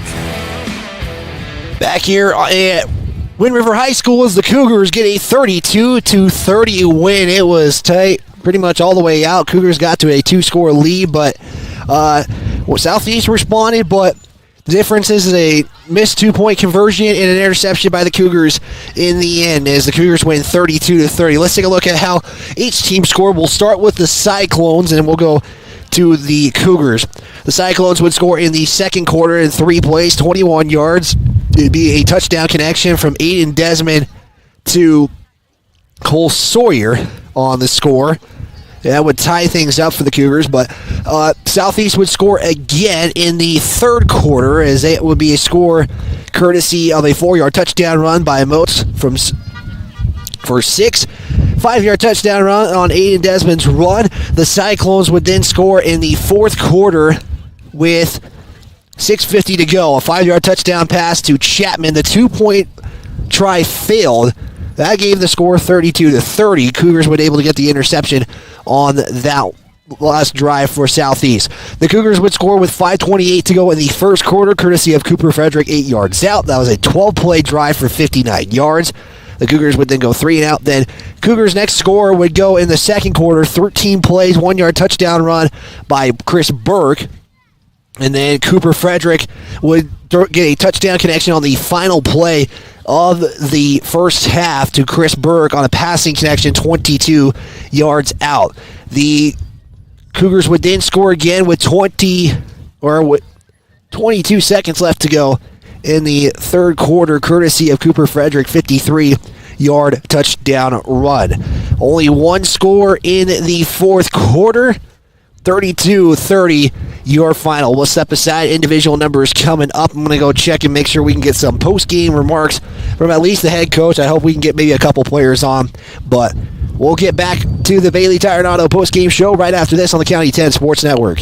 2023 season, RE/MAX All-Star Realtors was founded in 1991 with the goal of doing real estate in a way that would make our clients' lives as easy and uninterrupted as possible. They've completed many transactions involving residential, commercial, vacant lots, farm and ranch, and investment properties, and can help you with any goal you might have regarding any of these today. RE/MAX All-Star Realtors, 938 West Main Street, Riverton. See them online at remaxriverton.com. Central Bank and Trust is a local bank that is focused on technology and convenience. We have a simpler online mortgage application process. You can use your computer or mobile device to upload required documents and sign them online. We have a variety of personal and business banking services. Stop in or visit centralbanktrust.com. We live here. We work here.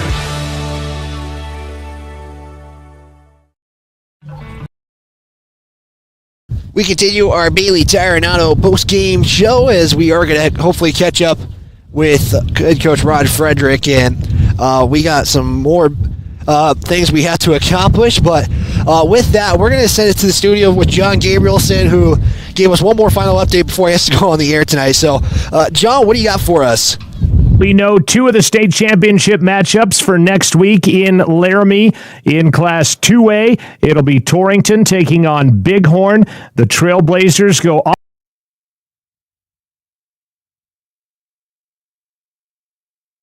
We know 2 of the state championship matchups for next week in Laramie. In Class 2A, it'll be Torrington taking on Bighorn. The Trailblazers go on the road to the Bridger Valley. They knocked off the top seed from the other side, Mountain View. Did so 25-19. Mountain View scored with about 1:45 left. Onside kick doesn't happen. Torrington runs out the clock. They will be taking on Bighorn, who will look to repeat. They took care of the Lyman Eagles this afternoon in Bighorn, 35-14. 6-man football, we'll see Snake River looking for their 3rd consecutive. They scored 27 straight points, beating Du Bois 47-22. Rams did not score in the second half of that ball game. The Rattlers, again, looking for their 3rd consecutive state title. The other 6-man game looks like it will be Burlington. They are leading Encampment by 2 scores. It's 80-67. Final minute of that ball game. Encampment still outside the red zone right now, but looks like Burlington will be the other 6-man opponent. 5 other games are yet to play. 3 of them will go tonight. 2 of them will be played tomorrow to decide the state football championships in Laramie. This has been your final scoreboard update from the Jack FM studios. I'm John Gabrielson. Wyatt, back to you. Thanks, John Gabrielson. And for the updates, have a great call tonight for CDVC women's basketball. Again, tournament taking place at the college. WestlandAthletics.com for more details. Again, we're awaiting head coach Rod Frederick. In this one, I think that's going to be the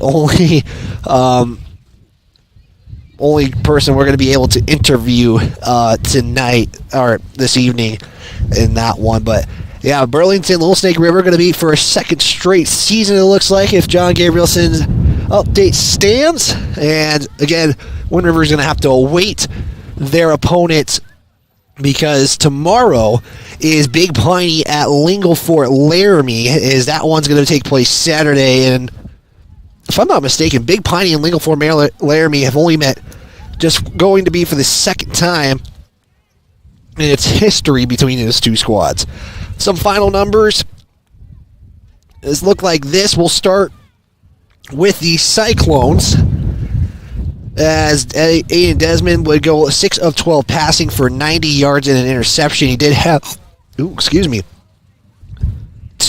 touchdowns in the contest. Receiving looks like this. Aiden Shimmick, 2 of 41. Cole Sawyer, 2 of 41 as well with a touchdown. Chase Sawyer, 1 of 2. And Matthew Chapman, 1 of 5 for a touchdown. Rushing does look like this for the Cyclones. Aiden Desmond leading the way, 14 carries for 82 yards. Matthew Chapman, 12 carries for 31 yards. Cannon Tippett's 1 of 25. TJ Moats, 11 for 58 yards in the contest. He does have a touchdown as Moats. Desmond has 1 touchdown in the contest as well. The Wind River Cougars numbers look like this. It was essentially the Cooper Frederick show as carry-wise. 24 carries for 158 yards unofficially in the contest. Chris Burke, 7 of 29. Jaquan Stevens, 7 for 33 yards. Frederick finished the day with 2 touchdowns. Chris Burke had 1 touchdown, and then you got the receiving and passing. Cooper Frederick, 1 completion out of 3 attempts for 22 yards. And you also had Chris Burke, who was the lone receiver of the contest. He had the lone reception, 1 catch, 22 yards, and a touchdown in the contest. So if I'm not mistaken either, Wind River will be designated as the home team. If I read it right, Wind River will be designated as the home team at War Memorial Stadium next Saturday. But those are some individual numbers that we had in this contest. Again, all stats are unofficial. Randy Tucker will have the full numbers at county10.com. We're going to step aside for another break. We're going to be a little bit longer as I'm going to try to catch up with head coach Rod Frederick and see if he can come up, and I know he's got a lot of things going on right now, especially winning that one. His second year as the head coach, and he is heading off to Laramie. So with that, we'll step aside. We'll be back right after this. Give personal and business banking services. Stop in or visit centralbanktrust.com. Porter's Mountain View Supply, your local experts in fire and water. We got everything you need for new installs to accessories, and don't forget our great selection of stoves, grills, and spas. We've been serving Wyoming for over 40 years, so you know you can trust us for quality products and expert service. Visit portersmbs.com or stop by our Riverton or Casper locations today. Porter's Mountain View Supply, located on 750 East Sunset Drive in Riverton. Perfect Power is a proud supporter of athletics and student athletes all across Fremont County. Perfect Power provides services for residential, commercial, and industrial jobs. Darren Hubble, owner and master electrician, has over 30 years of electrical experience. Darren's trustworthy team of professionals can get the job done right. Perfect Power, serving Fremont County and surrounding areas. Stop into 1320 West Main Street, Lander, or give him a call at 307-332-7184. At Eyes on Fremont, we know that good vision is about more than just seeing clearly. That's why we're dedicated to providing expert eye care for the whole family. From children's exams to contacts, LASIK to glaucoma treatment, we're here to help. We accept most insurance plans, and our experienced team will make sure you feel right at home. Schedule an appointment today at 111 South Broadway in Riverton, or give us a call at 307-856-9000. Visit WyomingEyes.net to learn more. How many letters? 5 letters. Just think about, what am I doing right now? Smile. Smile? Uh-huh. This is so easy.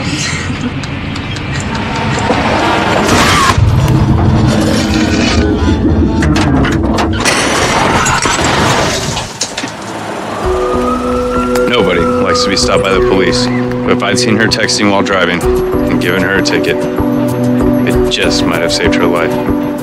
Myers Gambles is your one-stop shop for furniture, mattresses, and appliances in Lander, Wyoming. We have an unbeatable selection of furniture for your living room, bedroom, and dining room. Plus, we have the latest trends in home furnishings.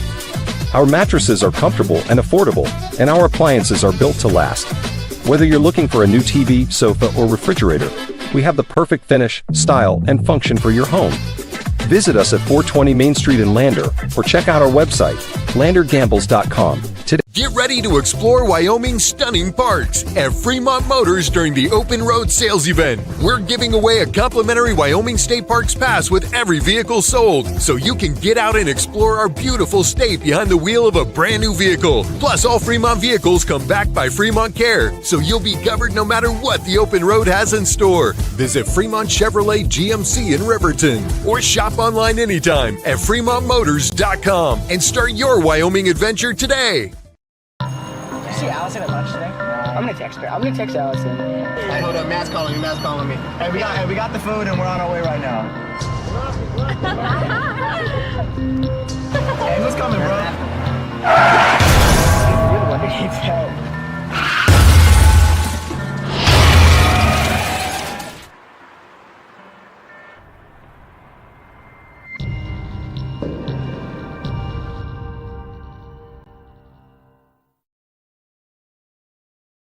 This is the Bailey Tire and Auto post-game show. I guess Coach was looking for me, and then we were working on communication. But to not delay it any longer, if Scott, our operations manager, is who was also the analyst for Riverton this season, if he's on, my plan will be to get him post-game remarks, and we'll hopefully post that just to the County 10 Sports Podcast. So we're going to wrap things up here. Your final is 32-30. The Cougars get the win and are off to Laramie. Next Saturday at 1 o'clock, we'll have the call on the County 10 Sports Network, YouTube, and Facebook, as well as 105.1 Jack FM. For everybody at County 10, I'm Wyatt Barichka. This has been a presentation of Fremont County Football on the County 10 Sports Network.